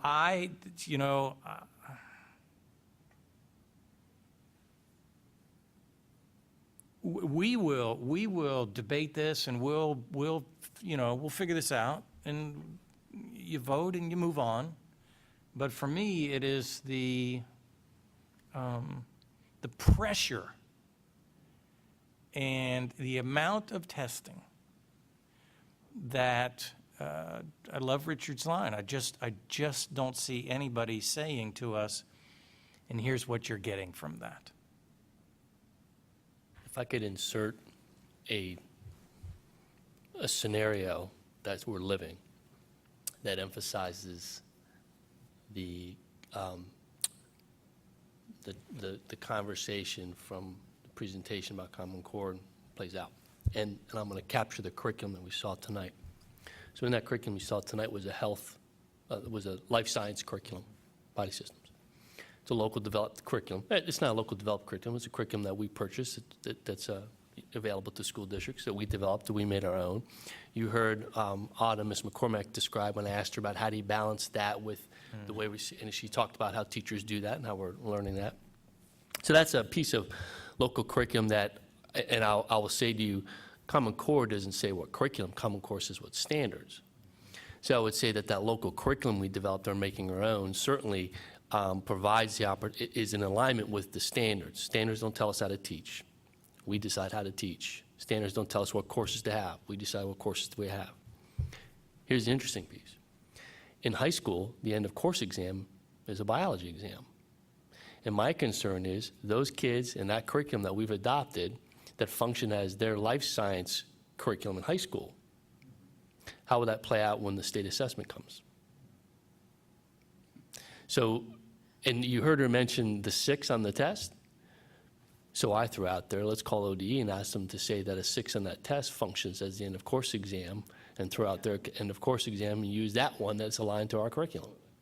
So there you have a play out where we can write local curriculum. We can give teachers the opportunity. The standards don't handcuff us, in my view. There's differences of opinion in parts of the standards, but I think you really have to take a close look at them. And so there you have a curriculum that offers college credit earning opportunities aligned to career readiness. Common Core standards are supposed to be college career ready standards.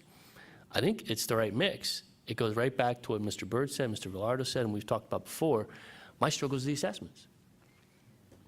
I need to piggyback on this for a second. I think this is fascinating to me. The Common Core topic is highly debated. Yet, interestingly enough, universally, I have found nobody that supports the testing framework in the state of Ohio. Universally.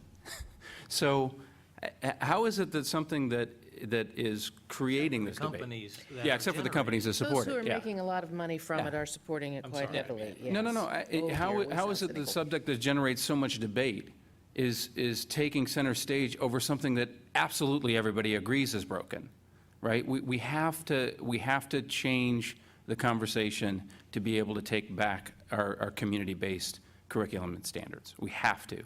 It cannot be based on the wrong issue. And like I said, everybody agrees that our testing framework in the state is broken. So could we take that energy and place it on what is really universally accepted as a problem?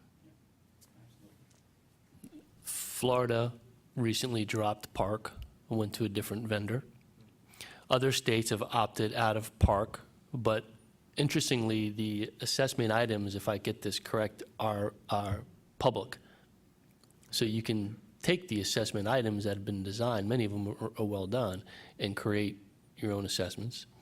There are other vendors out there. So there is opportunity still in the future for Ohio to look at. And I will say this, let me remind that in I may get the number bill, House Bill 486, I think it was, that passed in the June, requires that the state superintendent provide a report to the governor regarding reduction in assessments, and bring that report to him. I think it's January 15th. So Dr. Ross, the state superintendent, is responsible for bringing that report forward. It's looking at reduction in time, reduction in days. I'm interested in much more than reduction in time, reduction in days. I'm interested in a whole scale look at policy function of state assessments, what we're trying to do. So I agree with these gentlemen wholeheartedly. And I would also like to say, I think this board does a really good job listening to our teachers and want to hear from our teachers. So if there are issues, please contact us, because that's what we're here for. I'll stop there. I read some interesting stuff from the Fordham Foundation, I think about a week ago, and it about made me sick, quite frankly. I don't always disagree with everything they say, but I very much disagreed with what was said in this particular blog post. It was talking about the assessments, and it was talking about how we all need to give them a chance, and how only 2% of the time within the school year is set aside for the administration of tests. I found it disingenuous to the extreme, because when we talk about the hours that are set aside for the test, that is only one small piece of what actually goes into all that goes into those tests, all the preparation, all the driving toward it, all of the components that those tests drive are shaping our education system in such a way that I am afraid that within 10 years, I will no longer recognize American public education because of the way it's going. So yeah, we have been talking about this meeting after meeting. This is our third meeting now. I don't think that we should be done with it. I don't think that we should stop talking about it. I do think that there is a significant opportunity for people who may have disagreed about other things to come together and really focus on the issues within this. We can disagree about what the standards stand for and what they do not, but unless we deal with the assessments that are driving all of it, we will never be able to get to that discussion, because it's like a boulder that just keeps rolling down the hill and crushing everything underneath it. Until you deal with that boulder, you can't deal with the other components around it. I want us to keep talking about it. I do think that there are people who are in favor of the tests. They don't tend to be people on my Christmas card list. People believe, I don't mean that. People, I do actually, but I want to at least try to be rational about it. People believe that the tests do more than they do. They have placed so much faith in what these tests supposedly tell us about the way students perform, and supposedly tell us about what classrooms do and what buildings do and what districts do, that it's hard for some people who trust these tests to believe in what education actually is all about, and that's the development of the entire person. Once we can deal with the PARCC assessments and with the other assessments that may follow, then we can really begin to tweak those standards, because there are some issues in those standards that I think need to be dealt with. But it's the PARCC assessments, the state assessments in general, that are driving and forcing all this push forward.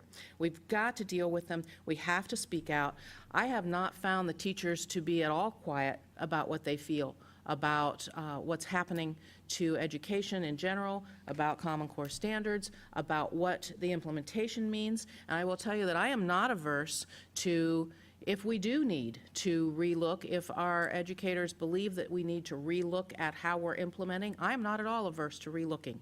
I don't believe that you keep throwing things after something that isn't working the way you want it to. But I also know that we have to listen to what our educators have to say about that before we would make any approaches to doing anything like that. My focus is very much on those assessments. My understanding may be wrong, but I've been told that Ohio as a state, I'm not talking about the district, this has nothing to do with what we have the ability to do, but Ohio as a state does have the capacity still to back out of the PARCC consortia. The state is not choosing to do that, and the state is not choosing to talk about that. So I want to check my facts, but that is what I've been told, and I want to push that if it is the case. I don't want testing to define everything we do. And Richard, you said it so beautifully. I would like to print it up on a handbill and put it everywhere and share it across social media all the time. Any other comments? Bart, any more colorful phraseology you'd like to use? No, I'm sorry about that.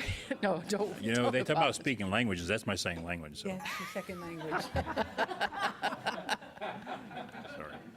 Sorry about that. That's all right. Is that in the got it. assessments anywhere? That's, Just came out so Sorry. naturally, Bart. Sorry. It was a Freudian slip.